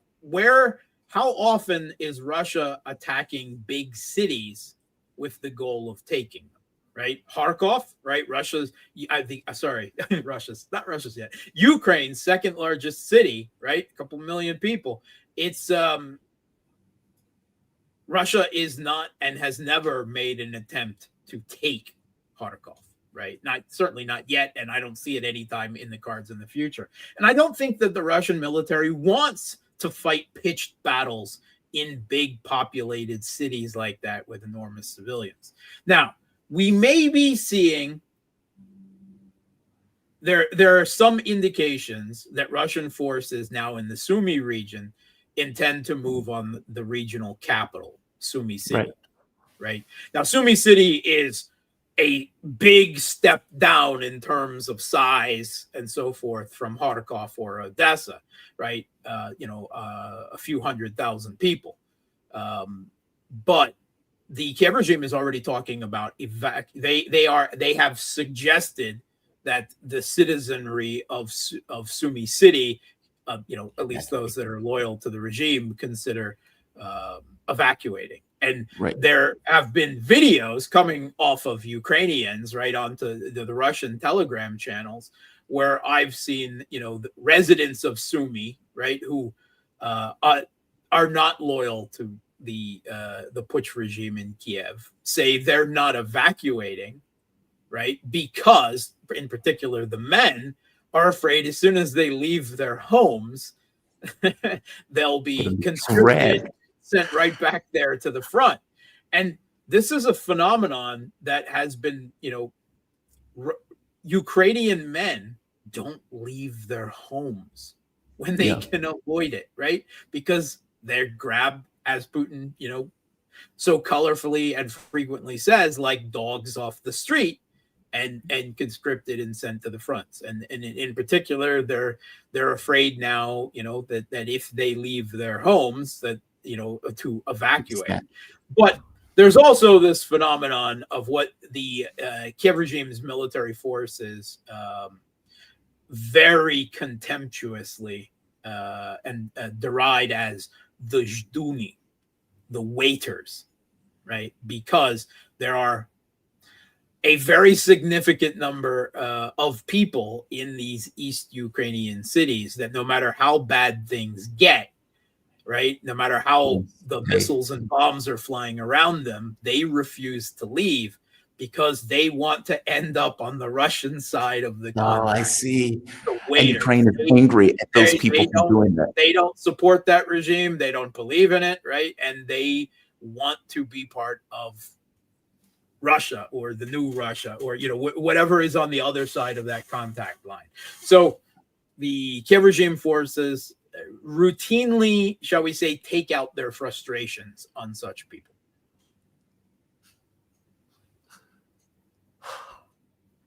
This is a nasty war. This is a nasty war. It's been a nasty war since 2014. So, okay.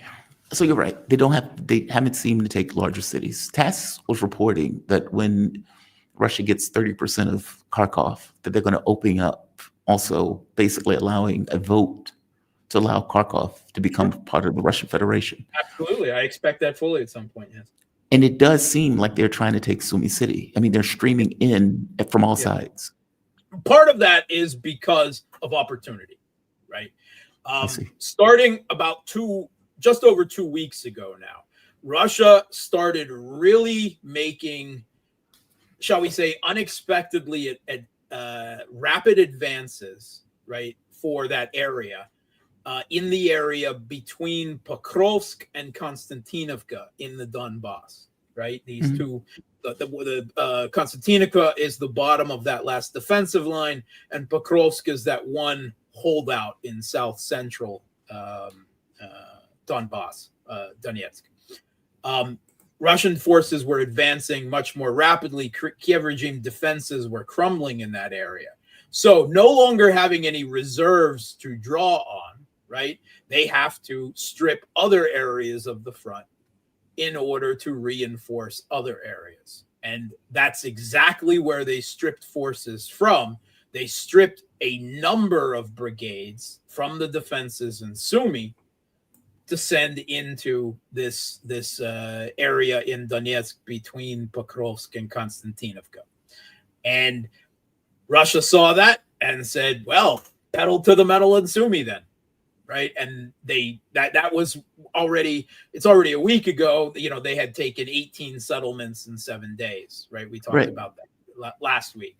So that's continuing, right? The Kiev regime's defenses in that area are crumbling more rapidly, right? Because the Kiev regime took, you know, forces out of that area to put them elsewhere. And we're going to increasingly see that along the contact line. The contact line is huge now, right? Going all the way from, on the Ukrainian side, Chernigov, the Chernigov, Bryansk on the other side up there, all the way across the north, down through the Donbass, then down south through Zaporozhye, and all the way to the Dnepro River. And Russia is also advancing, by the way, in the Zaporozhye region, that's not reported much, both towards Gulai Polya and towards Rehov, which is where the Kiev regime's 2023 NATO planned, trained, failed summer offensive was launched out of. So Russia's advancing from the south as well. It's not as well publicized. The battles maybe aren't quite as intense as they are in the Donbass, but there's certainly no walk in the park either. But Russia's advancing everywhere. And the Kiev regime is forced to defend all along that contact line, right? And they don't have the troops to do it. And increasingly, there was a report coming out of Ukraine, out of the Kiev regime's, not their official media, of course, but coming out that since January of this year, right? So in the last 5 months, their armed forces have an additional 91,000 deserters. I saw that.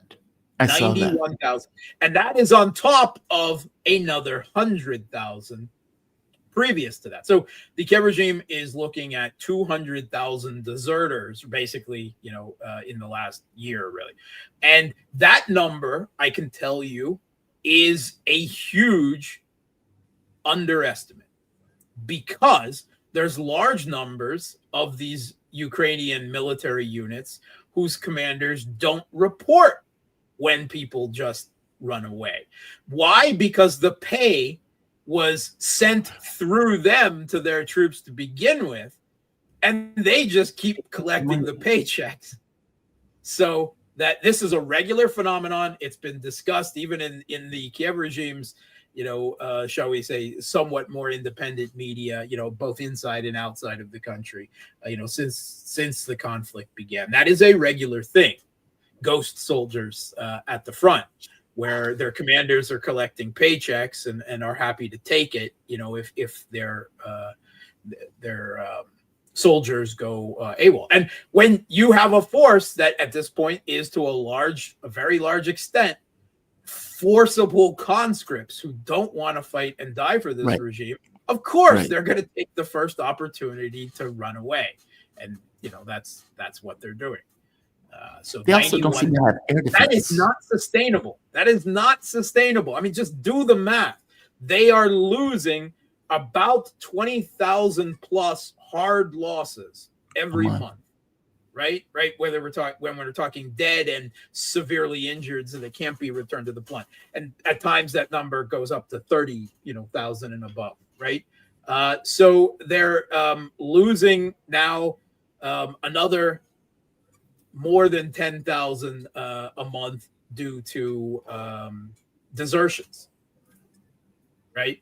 Close to 20,000 a month extra due to desertions. And by their own estimates, they are forcibly conscripting between 15 and 20,000 new cannon fodder every month. Wow. That is not sustainable math. That is the war of attrition in manpower. Their And you military still think keeps they're getting going to be able to keep lesser going. in quantity and quality, right? Because you don't have trained officers corps, you don't have people with combat experience. Yeah, they're still going. And they're trying again. They're throwing insane amounts of what troops, combat troops, capable of assault rather than conscripts barely capable of defending a trench. They're sending some of their best combat units, their best equipment, again to try to break into the Kursk region at Tyotkina again. This has been going on now for the last 2 weeks. They keep throwing forces at Tyotkina trying to break in. And Russia isn't even bothering to send really reinforcements to that area. If they manage to take one little hamlet, which they haven't so far, there are reports they have at various times taken a few buildings, and then, you know, there's fog of war, right? But they're throwing all of these forces there, and Russia's not diverting forces from anywhere else. They're continuing what they're doing in Sumy. And they always have the option of, well, you know, if you do get a tiny little foothold, we can always call up our North Korean bros again that'll defend our side of the border, right? We got those guys in reserve, and they're crazy, right? I mean, they're very enthusiastic. They are very enthusiastic. Right? Let me at him, Kim Jong-un is saying. I'll rip them a new one, right? You know, so it's like chewing at the leash. Just let me go. It's madness. It's again it's chasing this narrative, this political war that makes zero military sense whatsoever, and has been trumped by the Western media from the beginning as the Kiev regime's, you know, backed by NATO's military genius, and the Russians are so stupid, they don't know what they're doing, their generals are they're officers, there's no innovation, there's no freedom of the lower officers, all of this false cliche propaganda, human meat waves, right? That's the only way Russians think. It's from Second World War. False. Yeah. It's all propaganda. And you really believe that military, I mean, because it doesn't seem like they can keep this up. As you pointed out, this seems unsustainable. I'm always amazed what they're enduring, that they're still keeping it up. I'm never, and I know that, very considerable amounts of, certainly their conscripts, right, have no political or ideological desire to fight and die for this regime, but they have a system of control and propaganda and a smattering of these ideological, Banderite brigades in the areas that serve as blocking units and the like, that they manage to force people to hold positions, more often than not still. But they're losing. So just over the course of last night or within a day, 24 hours, they lost 1,400 people. Even if you say, okay, well, Russia's inflating the number, 1,000 over the course of the entire front line, that was in one day. And you extrapolate that out to 30 days. Okay, let's say it's 25,000. Then you add in what? I think you said 90,000, 100,000 that deserted. And then you add in what's taking place in regards to internally to Ukraine, where you have people who've been very angry at these blocking, them snatching people off the streets and started to fight back against that. The head of their conscription forces, the TCC, was assassinated with a car bomb. All right, and no one knows, of course, whether it's local resistance, some political, domestic opponent within the regime, right, or Russian, infiltrators. No one knows, right?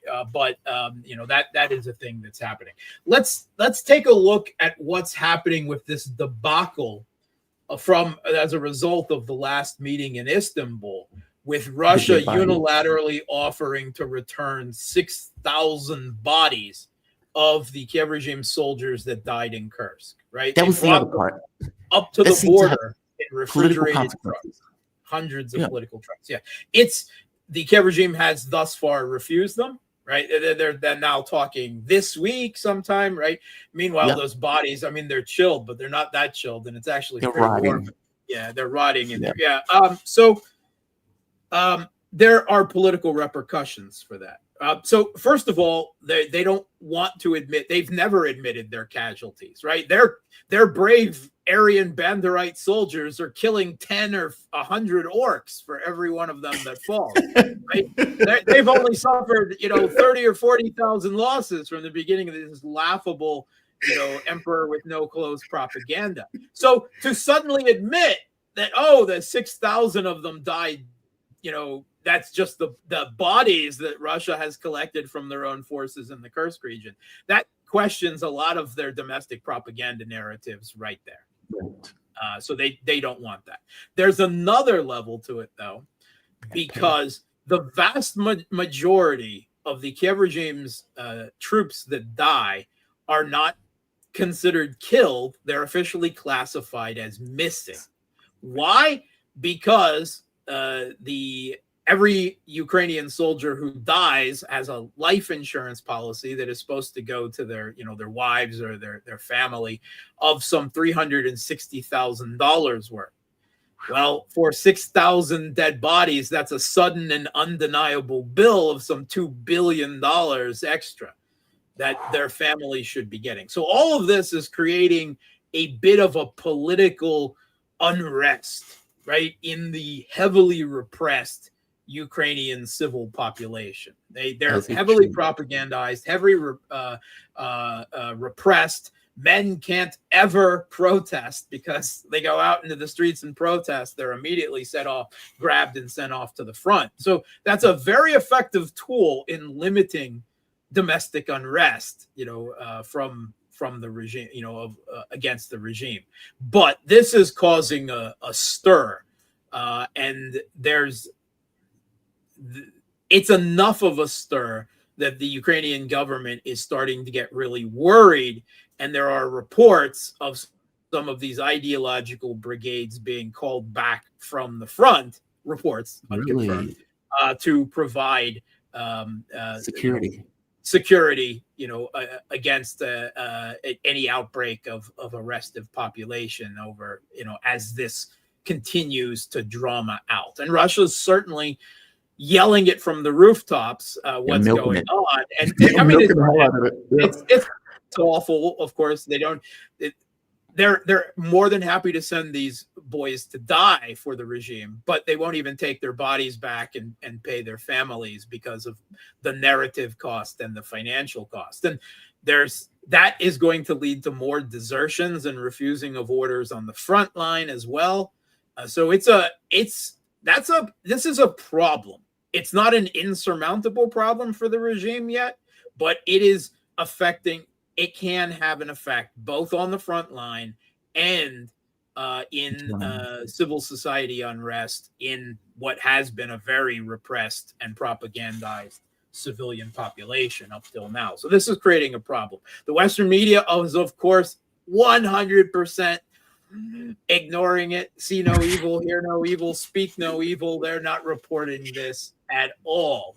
I mean, people are only going to hear about this either on RT or on channels like yours in the alt media, because the Western media, it's so awful. It's so that they don't even they can't admit it about their proxy regime, because that would be one of the many reporting we don't do, because that would expose that we're are we the baddies? Yeah, you're the baddies.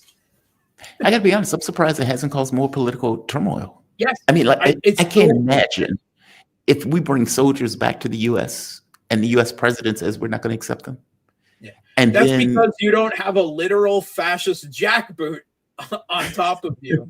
And if you're a young man or a man of any age, right, up to 60 plus, whoever there's voice up, public protest, that you'll immediately be sent off to fight and die for that regime. That is an incredibly effective means of preventing unrest. But it seems like the public will even take issue with that. I mean, there's only so many of those press gangs as compared to the majority of the population that is in Kiev. I understand you your now point, have but some of the Kiev regime's military commanders of some of their, more notorious far-right brigades saying that these growing unrest when people in local areas turn on the conscription officers, the TCC, that they should be shot in the street. that they should just open up on them and kill them all, that they are traitors, that they are treasonous, right? And, again, the Kiev regime has proven remarkably good at finding anyone who shows opposition to the conscription officers and catching them later, right? Going after them, whether they were the ones escaping or whether they assisted escaping. They've got a very good little police state, a little Banderite police state going there. And anyone who you see lots of videos on Telegram of people, batting away and pulling people away. A lot of those people then face retribution from the regime later when you're not seeing what's happening. Last question. Do you still think this goes to the border of Poland? That this just keeps going? Either they go to the Kiev. I don't see any sign of it ending yet. I mean, things could change, right? I don't see any political unrest in the regime. I don't see any political unrest in the intelligence services, the military, the security services. I don't even see any substantial political unrest within the Rada, the various parties of the Maidan, of Poroshenko and Timoshenko and Klitschko. Yeah, they snipe at each other, but they're well aware that they'll all go down together. So there hasn't been any political opposition within the regime itself. All real opposition in the country has long since been silenced, right? It's only, the different factions within the Maidan regime. Until I start seeing those things, then there's no... It is. Yeah. I mean, things could happen, but I'm not seeing any signs of it yet. And you still see this is effectively Europe feeding Ukrainians to the Russians as they prepare. You heard Mertz? You heard Mertz over the weekend?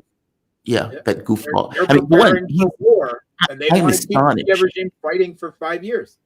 It's how mendacious he is. He lies like an American. Alive for 5 years.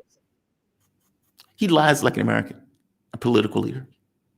I did not know Germany was that mendacious. Like, he's lying to Trump, for one, and Trump doesn't have sense enough to know it. Schultz was insisting that it was Russia that cut off the gas to Germany. It's nothing new. Fair enough. It's just the number of lies that was coming out of Mertz within like a minute was astonishing. That lunatic, for one, Trump shouldn't have even seen him. But do you really think that the political stability of Trump or Mertz? Mertz. Well, both lies, but I was shocked. I'm used to Trump lying. Okay. I'm not used to seeing a German chancellor lie to that degree, that fast, in that short amount of time. I would say you haven't been paying enough attention then to the German chancellor. Fair enough. That's fair. Do you really think, and this last question, that Europe is going to be able to maintain political stability to even do that? I mean, it looks like France is not going to elect. Basically, it seems that the political parties are unstable. Poland seems to be going in a certain direction. Yes, they hate Russians, but they don't seem to like Ukrainians all that much. Slovakia is not for it. Hungary is not for it. Italy is not for it. They're trying to get closer to the U.S. The ADP, Alternative for Deutschland, AFP, whatever, Alternative for Deutschland in Germany seems to be in the number 2 spot in regards to their political power. That number seems to only be growing with the instability taking place in Germany. And even in France, the National Rally, it may not be Le Pen, but they're still the number 1 political party in France, even though they may mess around with elections. That still means something in the political structures in those countries still mean that the National Rally and the AFD are a minority. And the center right and the center left will always join forces. And in France, even the far left join forces to keep the National Rally Party out. So, yes, there is increasing political opposition that only is in part, of course, to what's going. There's domestic factors that weigh in as well. But thus far, in the most important countries in Europe, in France, in Germany, in Poland, in Italy, the existing political managed, quote unquote, democracies are keeping those forces tamped down. They're keeping control and they're keeping the course.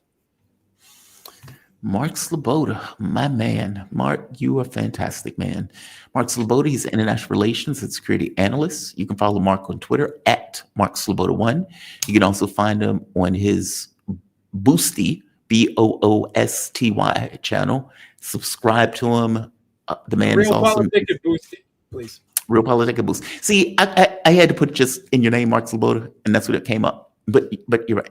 Real Politic. Either one, yes. Yeah. Check him out. He's fantastic. This is just a taste of Mark. You can get his unfiltered thoughts into your ear hole, or at the very least, you can read it. That sounds obscene. I promise it literally won't be that obscene. Thank you for this, Mark. You have a good one, man. Yeah, you as well, too. All right. Mark Sleboda, the man is awesome.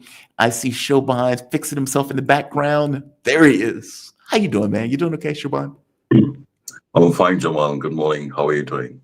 I am doing okay. Shobhan Saxena, he is an Indian journalist based out of Sao Paulo, Brazil. His career spanning more than 30 years. He's reported for the Times of India, the Indian Express, and various other publications in India. Right now, he's an international correspondent for DD India, international channel for India's public broadcaster. I'm glad that you could join me. There's been a lot of news going on for India and Pakistan over the last several weeks. And one of the things that has been bubbling up, and I'm putting bubbling up in quotes because oftentimes a lot of media in the United States is chum. It's like people throw stuff in the water, like for reasons. One of the things that has been bubbling up is a conflict, or let's say war of the words, between China and Pakistan. I'm sorry, China and India over the issue of Pakistan, the notion being that China is working with Pakistan, supplying them with weapons, etc. India and China are both in BRICS, as I think my audience knows. And if there is a conflict that is rising between the two members of BRICS, the question becomes, okay, is the organization stable? Some of the media reports that have been coming out have said that either India is going to pull out because it's pissed off at China, and because of its support of Pakistan. Other reports have come out saying BRICS is going to expel India. I don't know why, but apparently they're going to expel India. That's what I mean when I said stuff is seeded. It's like anonymous sources say X and Y, so I don't entirely pay too much attention to it. But I do know there has been strife between the two countries. Is there any effect on BRICS at all?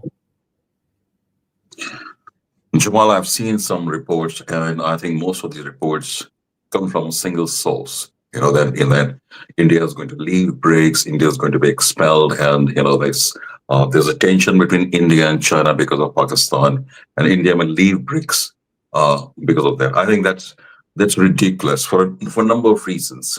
I'm based here in Brazil, and Brazil is hosting the presidency of BRICS this year.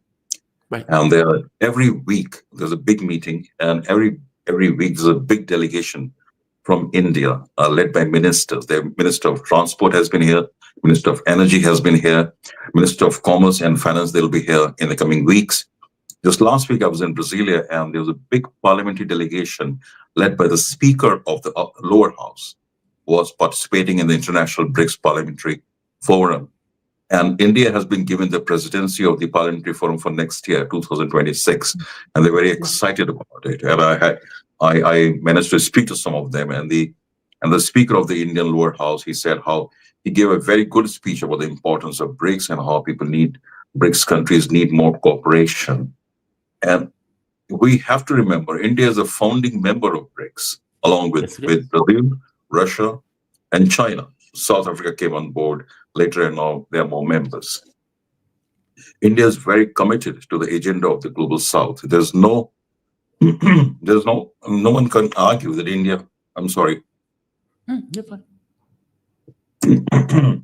That India is thinking about or planning to leave BRICS. Okay. Now coming to the question of Pakistan, of course, the conflict that happened between India and Pakistan, and it's an open secret that China has been arming Pakistan for years, for decades.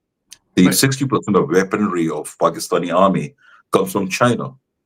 Earlier it used to come from the United States. Now it comes from China. Like the weaponry, Indian weaponry, mostly comes from Russia. It's also open secret. But India to leave BRICS because of China supporting Pakistan is a ridiculous argument. I mean, I've also seen some people arguing that there's a new Cold War between China and US, and India and Pakistan are the proxies for US and China, and there's a battle happening. The conflict between India and Pakistan goes back to 1947 when we two independent nations came out of the British India, and Pakistan tried to seize the state of Jammu and Kashmir, and that's when the conflict started. There have been 3 wars, and Pakistan has been, conducting a proxy war through terrorists in Kashmir. It's an open secret. Nobody, and this is not the first time they've done it. Okay, they've done it in the past. And in 2008, there was a big terrorist attack on the city of Mumbai. Around 200 people dead. They all came from Pakistan. It's all known. So I think to bring in this angle of US and China, I don't think it makes any sense, because US is also not standing very firmly behind India. You've seen that all these statements coming from Donald Trump. He's talking about both India and Pakistan, that he made a call and he was able to stop this conflict. I don't think so. That's really true. Of course, the Americans have condemned, like everyone in the world, the terrorist attack in the state of Jammu and Kashmir. But I don't think the Americans are taking India's side in this conflict. To say that it's a proxy conflict between China and US being played out in South Asia, I think it's a bit of a stretch, stretching imagination too much. That is one point. And even if there's a conflict between India and China, we imagine India is not going to leave BRICS because of that. I mean, there's no question of it. I said India is a founding member of it. BRICS is very important for India. India will probably have the presidency of the BRICS next year. And India is not going to leave this organization because, also, Jamal, in 2020, in the middle of pandemic, there was a kind of military conflict between India and China on the border.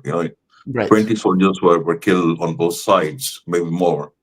But and there was a lot of tension between India and China for some time, and the BRICS meeting held that in the middle of pandemic. It happened, I think, online, but India participated in it. The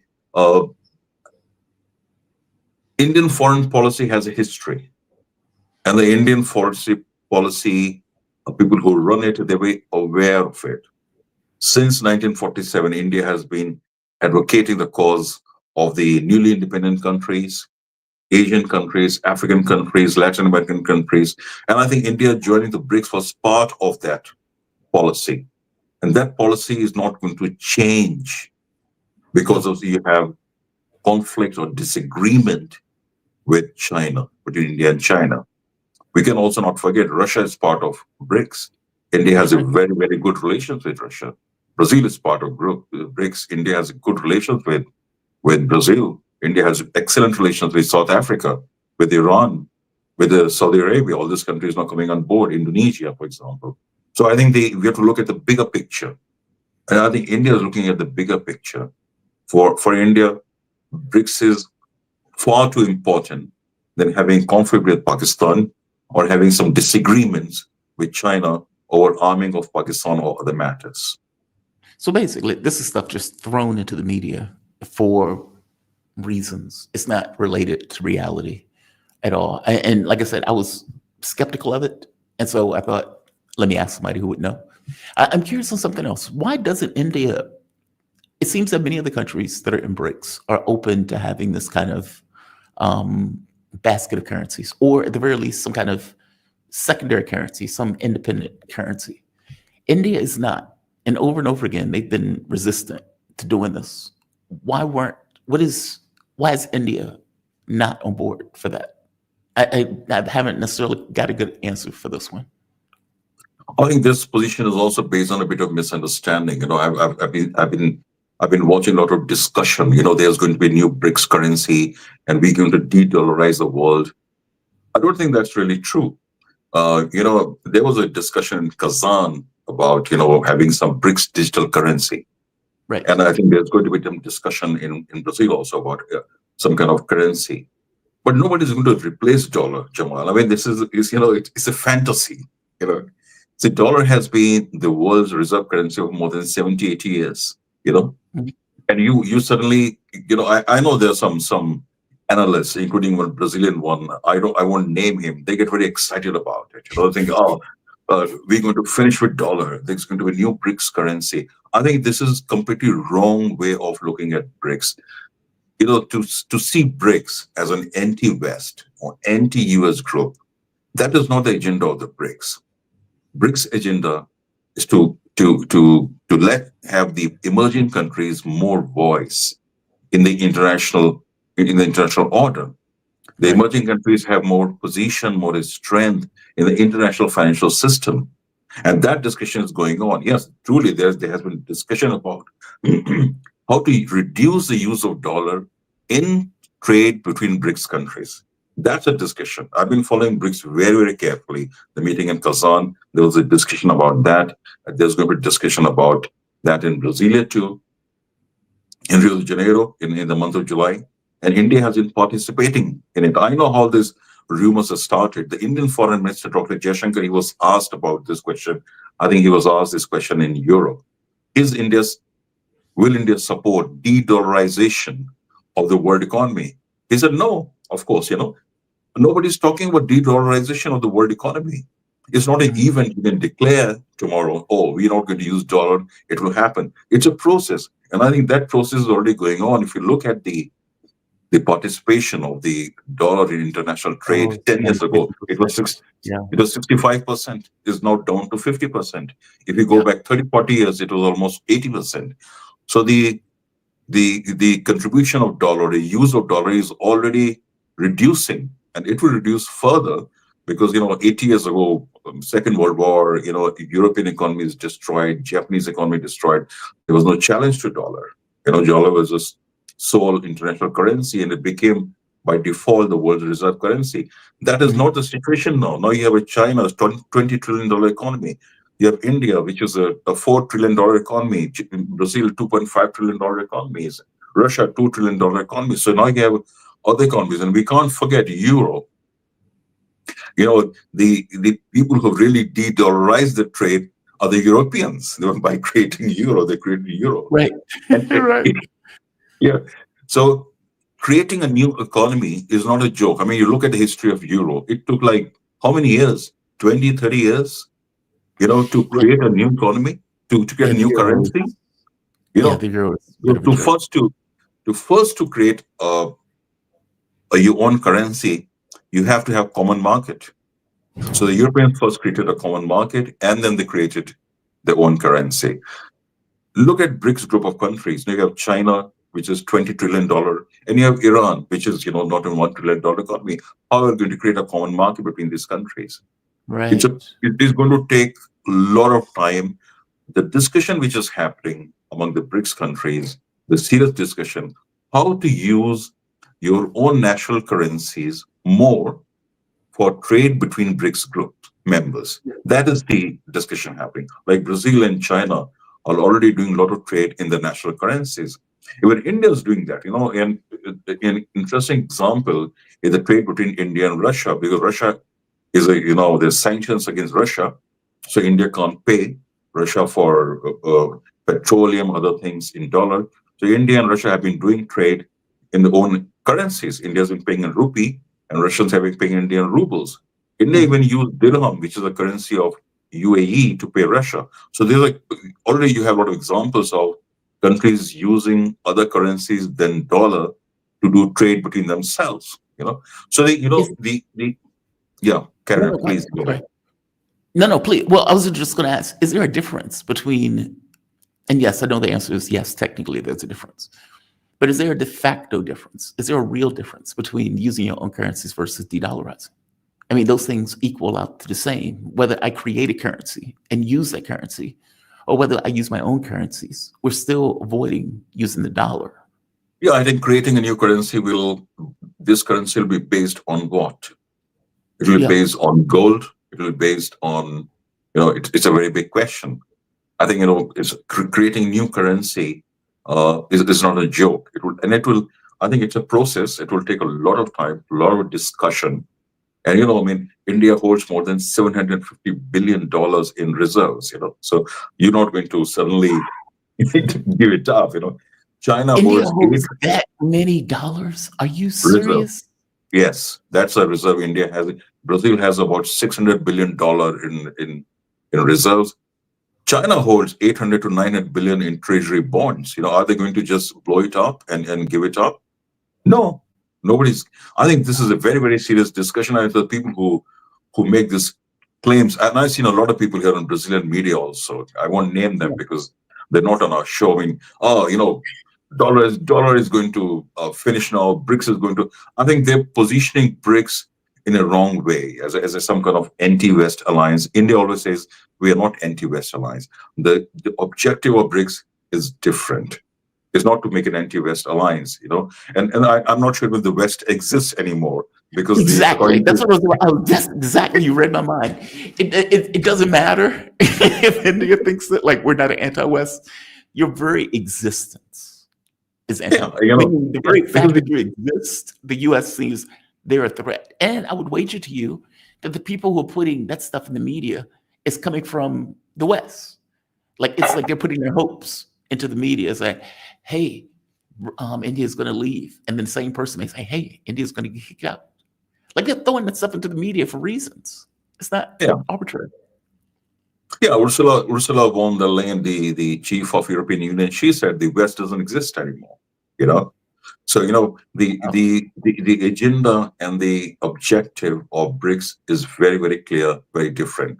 How to make reforms in international order, how to have more voice, how to give more voice to emerging countries, how to do more trade between emerging countries, how to have more people-to-people cooperation between BRICS countries and emerging countries. Brazil, we're seeing beautiful things happening here. Festivals happening, discussions about everything, about parliament, about artificial intelligence, about everything. And I'm sure the issue of currency will also come up because we like it or not. I mean, it's a fact that dollar is a burden on international trade because you have to buy dollar and to do trade with other countries. So at some point, countries will be thinking about how to reduce the dependence on dollar, for sure. There will be discussion, but this discussion will go on for years. Even somewhere we arrive at some kind of conclusion or agreement of creating another currency. It's not a joke because China has plans to create its own digital currency. Right. Brazil is also working on it, and at some point, India will also have its own digital currency. I think India would like to have its own currency, rupee, to be an international currency as well. So, there are a lot of factors at play here. And I know some people who get very excited about it. This is the end of dollar. This is the end of West domination. There's BRICS currency and this blah, blah, blah. But, not so much. The realistic position is, nobody is in a hurry to give up dollar. They're looking for ways of doing more trade in their own currencies, right? And I think this news, I think it was put out first by, I did some Googling yesterday, Voice of America.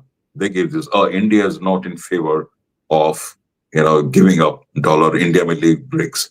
And then it was taken by some random, there's a couple of people who are active, a couple of people who are very active on Twitter, they India is a weak link in the BRICS and all that. I think this is really ridiculous. And the argument they make, because India is weak link because India is part of BRICS, also India is part of Quad. I think, and so that's why India becomes a weak link. I think this is a wrong reading of the Indian foreign policy. Indian foreign policy has always been, since the 1947, when it became independent, of first non-alignment and then multi-alignment. India has a strategic partnership with US. India also has a strategic partnership with Russians. India also has a strategic partnership with Brazil. So India believes in engaging everyone. I think because if you look at the world from the Cold War mindset, there's who's going to win, who's going to lose, and then the India doesn't fit into your frame. Say, India is a weak link. That's not.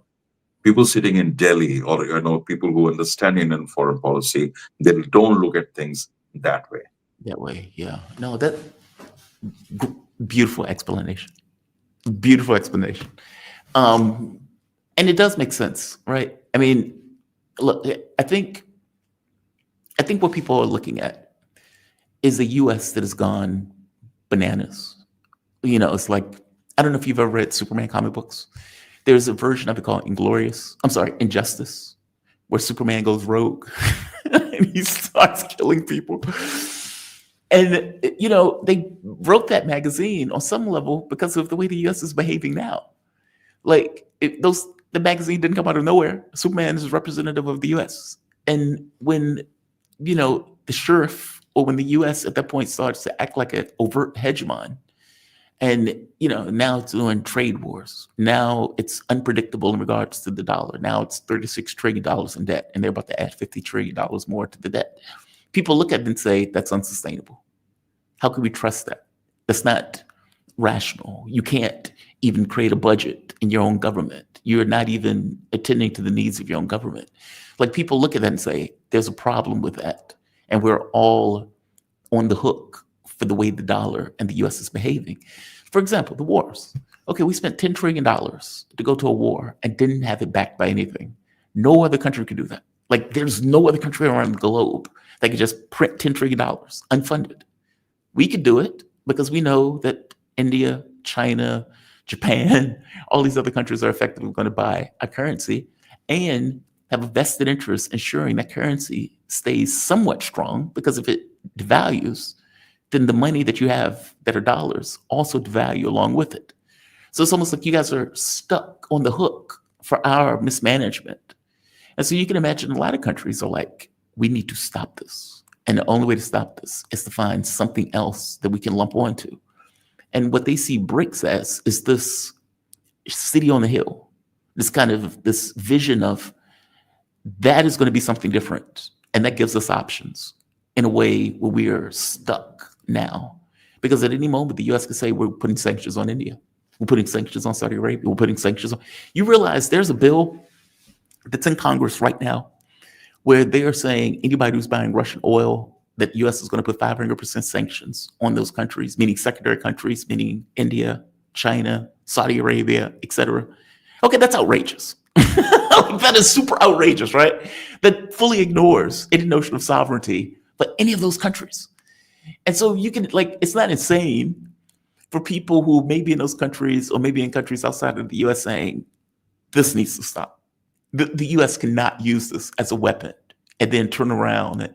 And even Russia, and part of the reason, and I'm going to bring you in, part of the reason that Russia even went for this thing of a BRICS currency or something else is because they took Russia off the SWIFT system. And we did it unilaterally. The U.S. just says, we don't like what you did, so we're taking you off the SWIFT. We're the same country that invaded Iraq and got 1 million Iraqis killed and was going rummaging through the Middle East. At no point did anybody take the United States off the SWIFT system. We provoked a war and then turned around and screamed that Russia's trying to take all of Europe. And so we need to pass economic sanctions, economic war, and we're going to take them off the SWIFT. That's too much power for one country to have, of 4% of the population. India has what, 1.6 billion people, China 1.3 billion people, and 4% of the globe is making the decision on the economic affairs of 6% or 96% of the globe. That is outrageous. So I understand your point. I'm just saying the rest of the world is chomping at the bit for that new thing because they find that to be, A, we're using it as a weapon, and B, we don't seem to have control of our own affairs. We've gone drunk off of that power. So I get it. It's just, I understand why they think that way. I'll put it that way. I understand why they're chomping at the bit for that new thing. Give me your thoughts on that before we move to the next topic. Yeah, I think when the Russian reserves were stolen by the West. Yeah, $350 billion. By both the Americans and Europeans. That must have created, and it did create, a fear across the world. If tomorrow you get on the wrong side, if you rub the Americans on the wrong side, your reserve will be gone. Okay, and you can't do anything about it. Yeah. Of course you can. Yeah, right. So I'm sure there's a lot of discussion in the world capitals. I mean, Americans have themselves damaged dollar by doing that. They have shown to the world that you can't really trust the American currency. Right. And also recently, when the tariff war started and the market started falling, and the country which started selling the U.S. Treasury bonds Japan. was not China, was Japan. You know, Right. Right. And Japan is more than an ally. Japan is not an ally. Japan is more than an ally. So when the Japanese started dumping your bonds, your currency is in serious trouble. And the Americans know it, that currency is in serious trouble, and they have said it very openly. They need to maintain dollar as the world's reserve currency, because if they can't, then they can't put sanctions on other countries. So that is the argument. Real quick, not just that. $36 trillion in debt. It's financial oblivion for the U.S. if we're not reserve currency. We can't do that. Yeah, you're just printing money.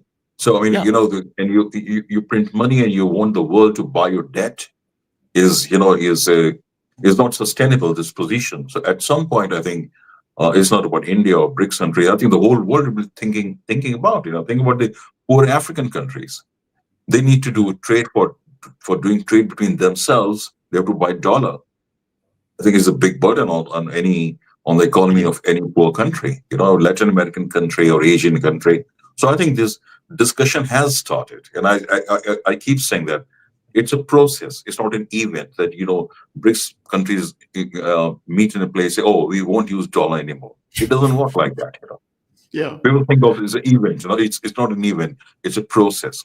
And as other countries grow and become bigger, this discussion will gain more force, more momentum, definitely. So this is what's going to happen, in my opinion. No, you're right. It used to be, like you said, 80%, it's down to 50. And that's over the course of like 20, 25 years. Yeah. So yeah. One last thing before I let you go. I have to get your take on this. So Pakistan and India, they have a conflict. The conflict effectively erupts over a terrorist attack where a terrorist group murders, 26 people, 25 of which were Indian, one was Nepali. I believe it was 26, 27.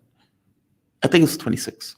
26 India points out, we believe that these people came from Pakistan. Pakistan doesn't have control of the terrorists that are in Pakistan, and there needs to be consequences for it because they're not taking this seriously. And so India says, we're going to attack the terrorist spots that we know of in Pakistan. Of course, Pakistan flips out, has a hissy fit, and responds like any country will respond when they feel their country is being invaded. All right. The originator of that, though, is the terrorist attack that took place in Kashmir. And, you and I were talking about it, and I pointed out, we use terrorists everywhere. Ukraine, for example, were a band of terrorists that we effectively use, far-right neo-Nazis that we decided to use to go after the Ukrainian government. Same thing is true in Syria, where you have effectively ISIS leader Jelani. He changed his name to, I forget what, it doesn't really matter. But he is now leader of that country, a head chopper with his band of terrorist dogs that are right there with them, taking over the country. Trump shakes his hand, so he's tough history, good-looking guy. Again, the guy was using his arm to chop off heads. They remove sanctions. They pay down the debt. Europe removes sanctions. The coup that has taken place over the last 20 years, everything's great. Now we can move forward. Those guys were terrorists, like literal terrorists. Same thing is true in African nations. So Niger, Burkina Faso, all of these countries are dealing with terrorism. Those countries full well believe that the West is directly involved. The kill squads that were taking place in South America, the group in Bolivia, like around the world, Libya, like all of these countries, hell, Afghanistan and Mujahideen, the key factor in all of these terrorist groups is that the U.S. was putting money into these groups to destabilize various countries. You have a strong relationship in BRICS that the U.S., as you would even admit, hates it with a passion. We do not want anything else that could be a rival, even if they say we're not a rival, we don't care. Your very existence makes you a rival from our point of view, zero sum. So if that's true, which it is, And it's true that we've used terrorists in the past, including terrorists from Pakistan. I mean, the whole Mujahideen thing, in order to drag the Russians into their own civil war in Afghanistan, was us helping to radicalize those groups in Pakistan that went into Afghanistan to do it. So is there any talk in India at all that, yes, there's a terrorist attack, but that those groups might be pushed by something other than Pakistan? That if you look at like who profits, the only group that profits from this is the US, with the destabilization in the relationship between China and India. But give me your take on this. I'm super curious on your take on this. This is a conspiracy theory of mine. I accept that. I have no evidence for this. Just to be very clear, short of logical deduction of who benefits, who profits in our behavior around the world, we would have no issue killing 26 people in order to create divisions. I would say that India has always opposed this policy of good terrorist and bad terrorist. The West has been very critical about it. Very long time. The terrorists who attack the West, they're bad guys, but the terrorists who go around killing people in other countries, they're good guys. And Pakistan has the same policy.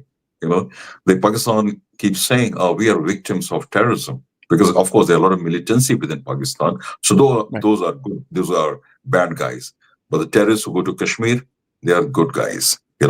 And India has tried over the years to make a common cause with the West. I've been telling them, there's no difference between these guys, whether they attack inside this country or other countries, because these people mix around, they move in same circles. But I think the recently Dr. Jaishankar, India's foreign minister, he was in Europe recently, and he was asked about this Pakistan thing, and he really criticized the West, because the West, has always propped up dictators in Pakistan. Yes. Pakistan, in more than 75 years of independence, has been ruled for 45 years by military dictators, supported, sustained by the West, especially the US. Right. It's going back to 1950s. In 1950s, people won't even remember it. There used to be an organization called SEATO, SCATO. It was an anti-communism front in Asia, and Pakistan was a member of it. And so the West has been supporting, giving arms to Pakistan despite India's protests. They gave F-16s to Pakistan in the 1980s. India protested, but no, because Pakistan has been a frontline state, a client state, if you may, of the West for a very long time. Going back to the 70s, the Mujahideen war in Afghanistan, they played a very, very dirty role, and they're quite open about it. They accept it openly. And the offshoot of this Mujahideen war was the militancy in Jammu and Kashmir. Because in 1989, when the Russians left Afghanistan, and these Mujahideens suddenly became purposeless and jobless, I think Pakistan just directed them to Jammu and Kashmir. That's how this was the start of the militancy, armed militancy or terrorism in Jammu and Kashmir in 1990. Within months, it has started there. So this has been actually, Pakistan has its official position of, to make India bleed with 1,000 cuts. So I don't see the West here is complicit in ignoring what Pakistan does. They've been complicit in giving arms to Pakistan. Just recently, IMF gave more than $2 billion to Pakistan, despite India's protests, saying, because where's this money going? Pakistan using this money for what? This is India's position. India's protesting against it. They're still giving all sorts of help to Pakistan. They're not ready to criticize Pakistan openly for breeding terrorists at home. And that's a problem, and they forget that the 9/11 attack was planned in Pakistan. The Al-Qaeda people are very active in Pakistan at the time. The only person who has been charged with 9/11 attack, Khalid bin Mohammed, he's been a Pakistan resident for a long time. It wasn't Osama bin Laden was not charged with 9/11 attack. It was Khalid bin Mohammed. He who is still in Guantanamo Bay. He's still there. So I think the West has done, I think them not mistake. I think the crime is ignoring Pakistan's crime. I won't say, there's no evidence to suggest that Americans are running this group and they're taking them in Kashmir, But there's enough evidence that Pakistan's military agency ISI is in bed with these terrorists for a very long time, right? And they've been quite open about it. Now they don't talk about it because of international pressure. If you go back in 2007, 2008, even 2014, the former president and dictator of Pakistan, General Pervez Musharraf, he used to live in Dubai and give a lot of interviews and used to openly talk about it, that these are freedom fighters. These are our heroes. And he said in an interview, we can't call them our heroes anymore because, there's a lot of pressure, international pressure. So we have to call them terrorists. These are heroes. I mean, there's an interview. He said within the interview that these people are heroes. They're freedom fighters. And when they have this now militancy going in Balochistan and the northern parts of Pakistan, so they are heroes. So they are terrorists. No, they're caught. They've been caught in their own argument very, very badly, and they don't know how to get out of it. So they use all kind of vocabulary, all kind of excuses to really get out of the situation. But the fact is, these terrorists are funded, inspired, motivated, trained in Pakistan, and there's no evidence to suggest that they have links with rest of the US. Fair enough. I did admit it was a conspiracy theory. It was my own pet theory. I live here.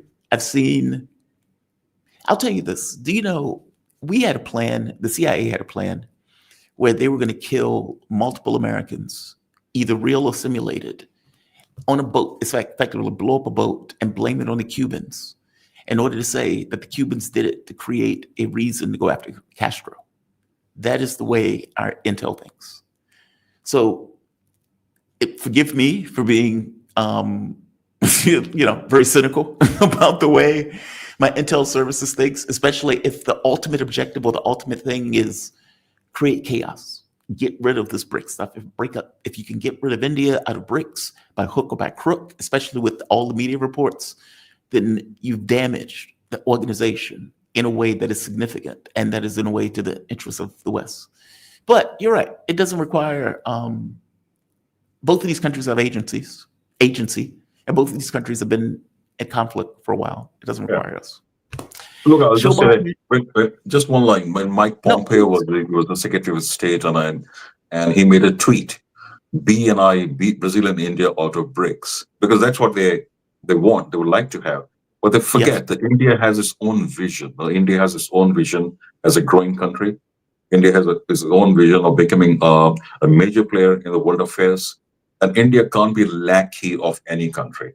I mean, if you, whether it's a Quad or anything, if you believe that India is going to be a lackey, I think you're living in a fool's paradise.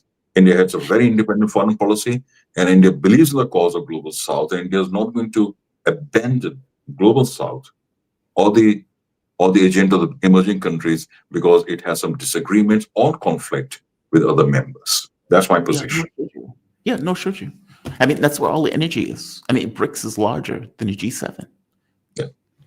It has more of the world's population than the G7. And if you're looking at growth, you're looking at, growth coming from those regions. Hell, if Africa could get its shit together, Africa would be a powerhouse also. There's a ball of energy that, if unlocked, is going to be significant in regards to the way the world is going. Europe is deindustrializing itself, and the war in Ukraine is creating a very different context of the world, a very different context. Shobhan, you are awesome. Thank you for this. I really appreciate it. And let me just let the audience know where you are. Shobhan Saxena. Am I pronouncing the last name right? Saxena? Saxena, yes, exactly. Saxena. But is an Indian journalist based out of Sao Paulo, Brazil. In a career spanning more than 30 years, he has reported for the Times of India, the Hindu, the Indian Express, and various other publications in India. Right now, he's an international correspondent for DD India, the international channel for India's public broadcaster. Sao Paulo, I would tell you, has some of the best food on the planet. Oh, the steak in Sao Paulo. Maybe I'm just hungry, but Jesus, that stuff was so good. You have a good one, man.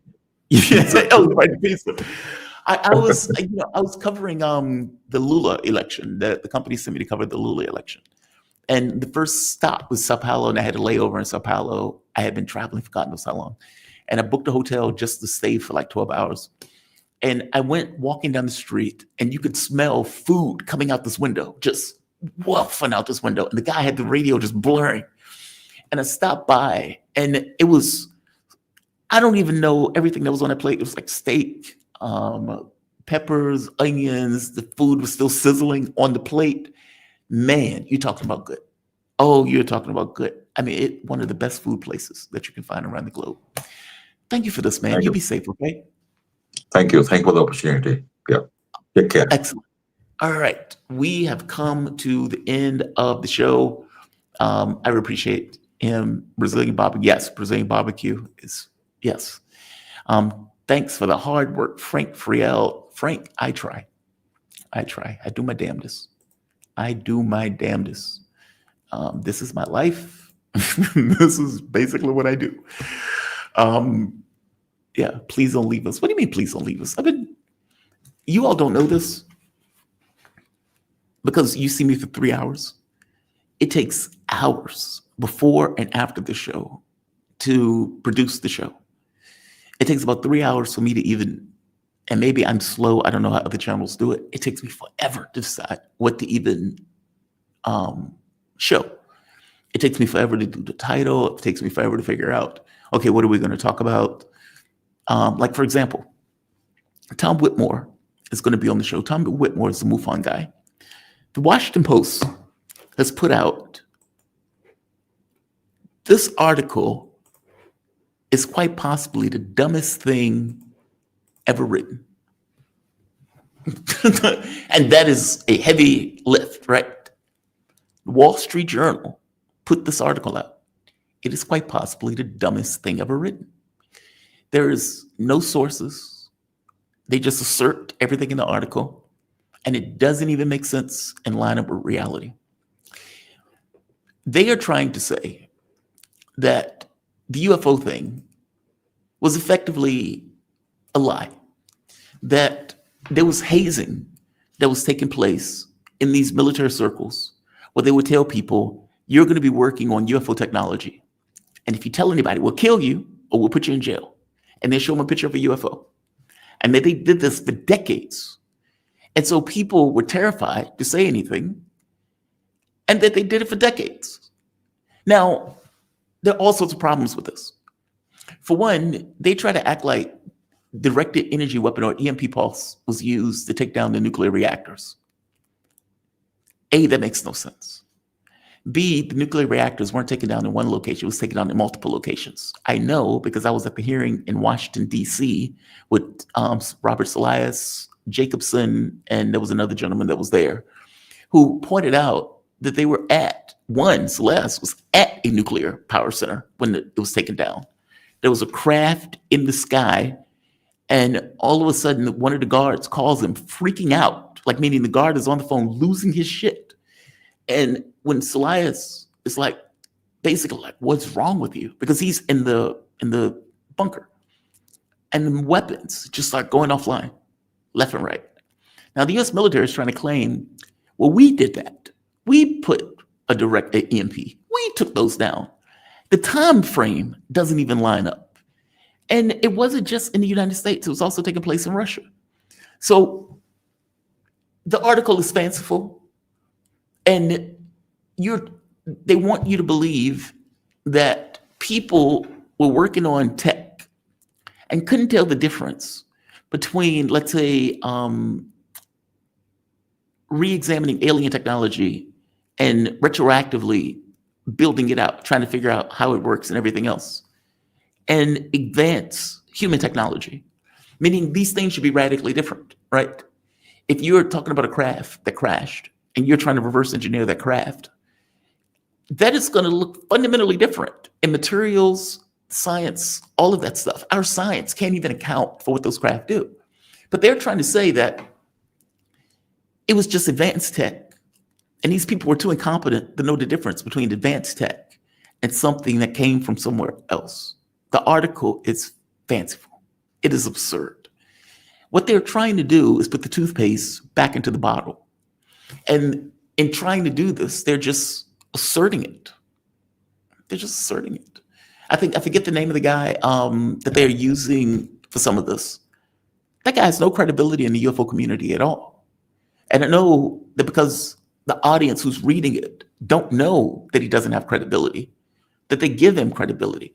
The Department of Defense has lied about UFOs for decades, like 80, 100 years, a century. I was always against giving Arrow any credibility, or for that matter, having Arrow even exist in regards to if it's going to function within the context of the Pentagon. Sean Kirkpatrick is his name. If it had anything to do with the Pentagon.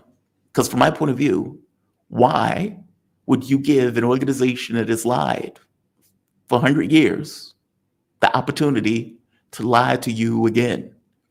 And why would they tell you the truth after lying to you for all of these years? No, this should have been something that was done by Congress. They should have actually passed that bill that would have allowed eminent domain, passed the bill to make it against the law for any of these companies that have access to alien technology and not register that stuff with Congress, passed a law that would have gotten rid of all of the National Defense Authorization or the NDAs that the people were under, that they were worried about effectively being killed or for that matter prosecuted. If you're going to do it, do it. If you're going to do it, do it. If you're going to wage this war and this campaign to try to get at something that's in the black, because Congress doesn't even know what this stuff is per se, and is relying on whistleblowers. And what the article is trying to insinuate is the whistleblowers were just misled. They didn't really know what they were talking about, despite the fact that Grush is telling you, I know the names of these people. I know exactly the companies that these people were working at. I will give you these names if you're willing to go after the technology. And I hate to bring this up, but the Nimitz, the Tic Tac video, there are, like, this is fucking outrageous.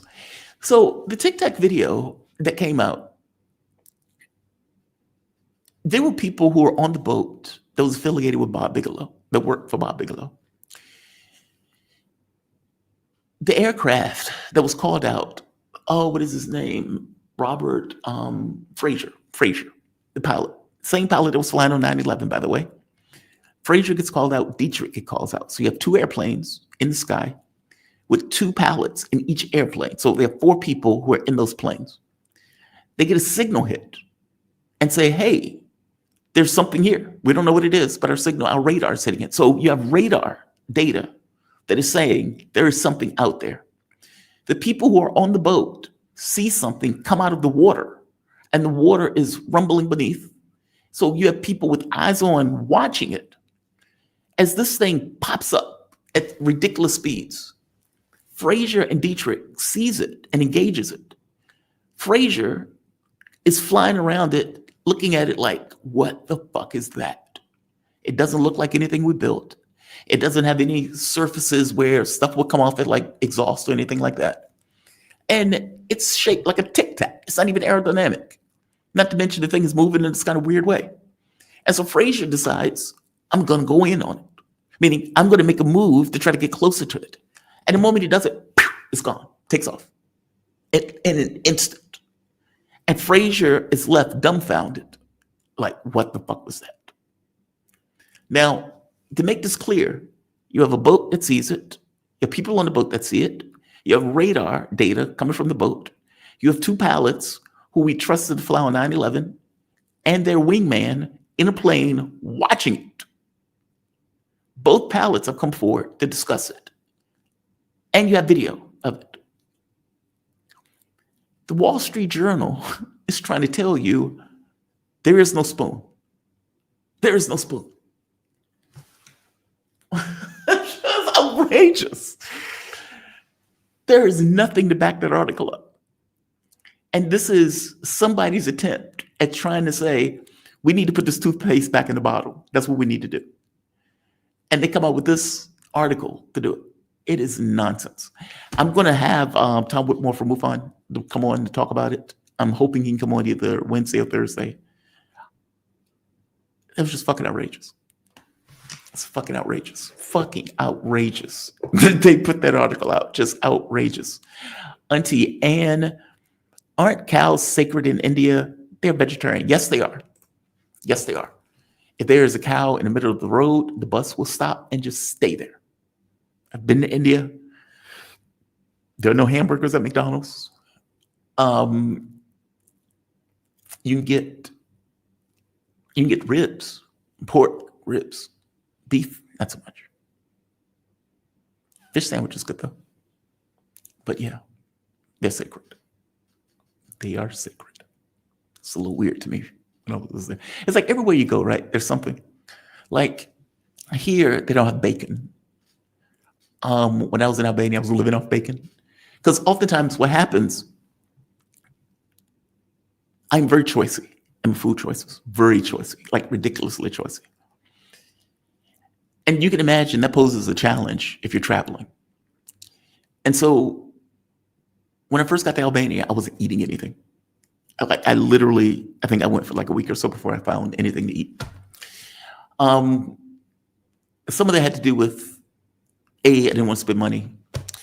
B, I wanted to make groceries and effectively live off groceries. That way I wasn't, and cut costs, because the entire trip was supposed to cut costs. C, when I'm cell phone broke, I couldn't get transportation. And so I was effectively stuck at the very top of a high hill in my hotel. Just wasting away. But eventually I found something that I could eat. It's like, okay, I have bacon, I have BLTs, or I have tuna. That was the other thing. And I also have this tendency to eat the same thing over and over and over and over again because I don't like to concentrate on. Look, most of my day is spent working. I don't necessarily want to take time to figure out what I want to eat and what's for dinner and all this other stuff. And so I tend to eat the same thing over and over again until I get tired of that thing where there's enough energy to say, okay, dude, you have to stop this. Or to something you says, dude, you are going to fucking die of some kind of mineral vitamin deficiency if you're eating the same thing. And then you go here and it's the exact opposite. There is no bacon. There is no, you can't make the same thing because they don't really have those things. And so you have to figure out, okay, what's the new thing that you're going to eat in the new location? But yeah, in India, no cows. So no hamburgers, none of that stuff. You're going to find something else other than those. I didn't really eat in India either, though. I was sick when I was in India. The first trip that I took, I was 30 years old. And I had a kidney transplant. And the kidney transplant was failing. I went to see my ex-girlfriend. She was in Australia because it was her birthday. I had just lost my job as a software engineer. And I effectively lost Medicare and my insurance at the exact same time.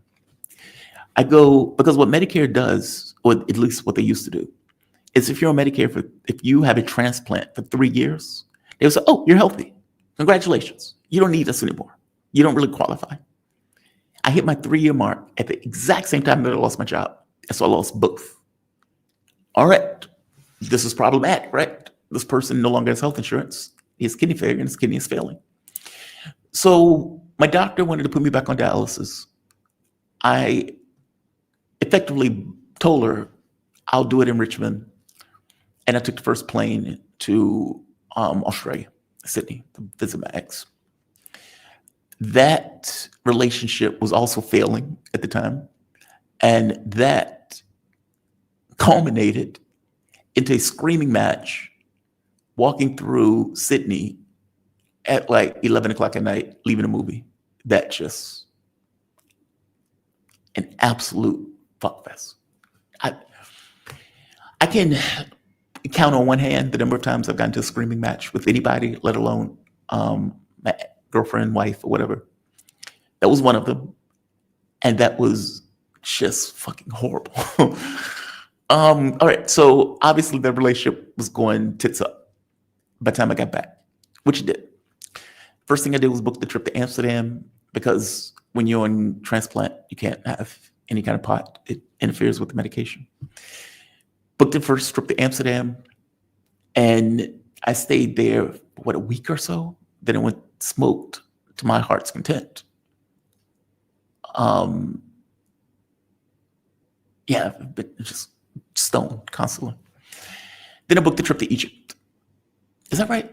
Egypt, right. I booked the trip to Egypt. I think I stayed in Egypt for like 3-4 weeks. And then from Egypt, I ended up going overland to Israel, then from Israel overland to Jordan, then from Jordan, Nepal, and then from Nepal to India. Now, at this point, I had estimated that the transplant was failing, and if it failed at a proportional rate, that I would have 7 to 8 months where I could effectively travel. I had gotten a stipend, not a stipend, what is it called? They were selling the company at the software company, so they paid me a certain amount because they were selling the company because everybody has shares. And so if you were in certain countries, you can extend your money. And so the money wasn't really an issue. The catch becomes, is this going to fail at a proportional rate? That's the question. And of course, the answer is no. It did not fail at a proportional rate. I was in Egypt buying Lasix. Lasix is a Marouf fluid. I was buying various medications after doing research to figure out what I can combine with Lasix to increase the amount of fluid production over the course of the trip. Because one problem is, if your kidney is failing, you're going to start taking on fluid. Your body's not going to be able to expel it. And I was trying to match the amount of fluid that I take in with the exact amount that I was putting out. So I had to keep account of how much. This is the shit I was doing when I was traveling to make this shit work. And it's not really even fluid. Fluid is an aspect of it. The main aspect of it is the amount of waste material that your body is producing. Even if you're producing fluid, it doesn't mean that you have glomeruli that's filtering that fluid. So you could produce additional fluid. The fluid pills may actually work. But if you don't have anything that filters it out, then it doesn't matter. It's just fluid. And so, yeah, you may be able to deal with one issue, which is excess fluid, which is going to be on your lungs and everything else. The other issue is that the waste material in your blood is just going to skyrocket. And when the waste material in your blood skyrockets, you get what's called uremia. You're effectively toxic. Your body is eating itself because of the waste that's in your body. It doesn't supposed to be there. And you can't get rid of it. Sweating doesn't get rid of it in any real measure. Going to the bathroom doesn't really get rid of it in another measure. It takes your kidneys to do it. And so I felt like shit in Egypt, sick in the stomach most of the time. I went on a trip to the Nile. At that point, for some reason, I got better. I'm just like, fuck it, great, this is awesome. By the time I got to Nepal, I couldn't keep any food down. I hadn't eaten in weeks, or at the very least, like very little. And I stayed in Nepal for about 3 weeks. And in my mind, I still was like, India's next. When I travel, at the very least, especially at that age, in my mind, quitting wasn't on the table. Because if quitting is on the table, you'll quit. And so it can't be on the table. Meaning whatever you're going to do, you're in a box with whatever you're going to do, and you need to figure out any solutions within the context of that box. This other stuff doesn't matter. And so that was my mindset. So even though I couldn't keep any food down, even though I was clearly uremic, I still went to India, and I was sitting in the room planning to go to Thailand. I think I even bought the ticket for Thailand in order to get to Japan, because I've always wanted to go to Japan. And going through Thailand was cheaper than just taking the trip to Japan. And I was sitting in the room. I had just got a pizza, had just thrown the pizza up. And I'm like, fuck, man. Like, it dawned on me that it says, something tells me, it's like, hey, you can't even make it to the Taj Mahal. Why are you trying to go to Japan? And that's when it broke. That's when it settled in my mind. Hey, that's a good point. If you can't justify, meaning if you can't physically make it to the Taj Mahal, then why are you going to Japan? How is this, like, you can't even eat sushi. You can't even like enjoy it. You're uremic. You're effectively dying as you're going. And I said, all right. And I think that was the time I called home, and I talked to my mom, and she was like, you doing okay? I said, yeah, I'm okay. I said, I'm coming home. She was like, you are? I had been away for like 2 months. I think it was a little bit more than 2 months. And she was like, you are? I said, yeah, I'm coming home. And man, it's like the moment that you made that choice to come home, every fucking thing that was that you were ignoring, that you pushed to the side because you would just keep going. I kept telling myself, don't be a pussy, keep going, don't be a pussy, keep moving. That was my motto. It just all came at once. And I remember sitting in the airport, not being able to get warm. I was just shivering like a leaf because you're fucking dying. When I finally got to the home, I was bleeding from my nose. I couldn't hear. My ear was like, I literally just couldn't hear one of my ears. Yeah, I was bad off. And I didn't want to go to the hospital because my thought was the moment that you go to the hospital, it's all real. Everything that you push to the side, all becomes real all at once, the moment that you go get checked. And I remember laying in the bed, not being able to hear cold. I can't keep anything down, so I can't eat. And finally, I think it was the next day, I was like, okay, I got to go to the hospital. And the first doctor looked me over, and he didn't do blood work. And I said, you need to do blood work. He's like, I do. And he does blood work. And the doctor that comes back in is a different doctor, is an Indian doctor. He's like, are you out of your mind? He's losing his shit. He's like, are you crazy? What the fuck are you doing? Yeah, that was intense. But I made it to India. I'm still alive. So fuck it. There's that. All right, I'm going to end this. I'm running my mouth. So bringing up eating a steak in the Indian guest is sort of risky, isn't it? Just one.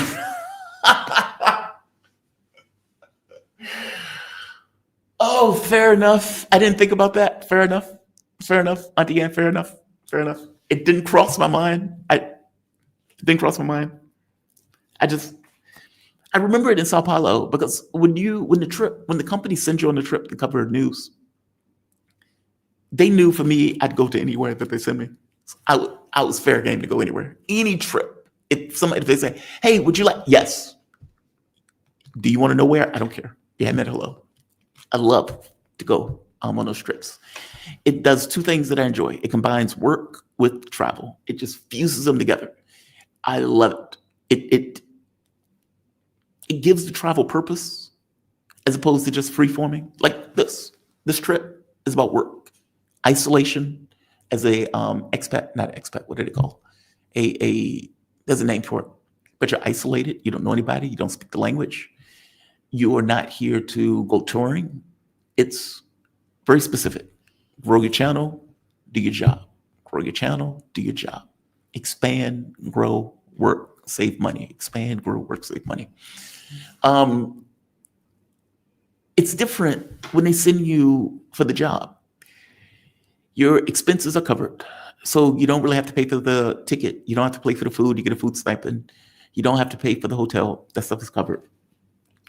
If you're buying any kind of weird shit, you got to pay for that. But all things being equal, the trip doesn't really cost you anything short of, I think even your Uber is covered at that point.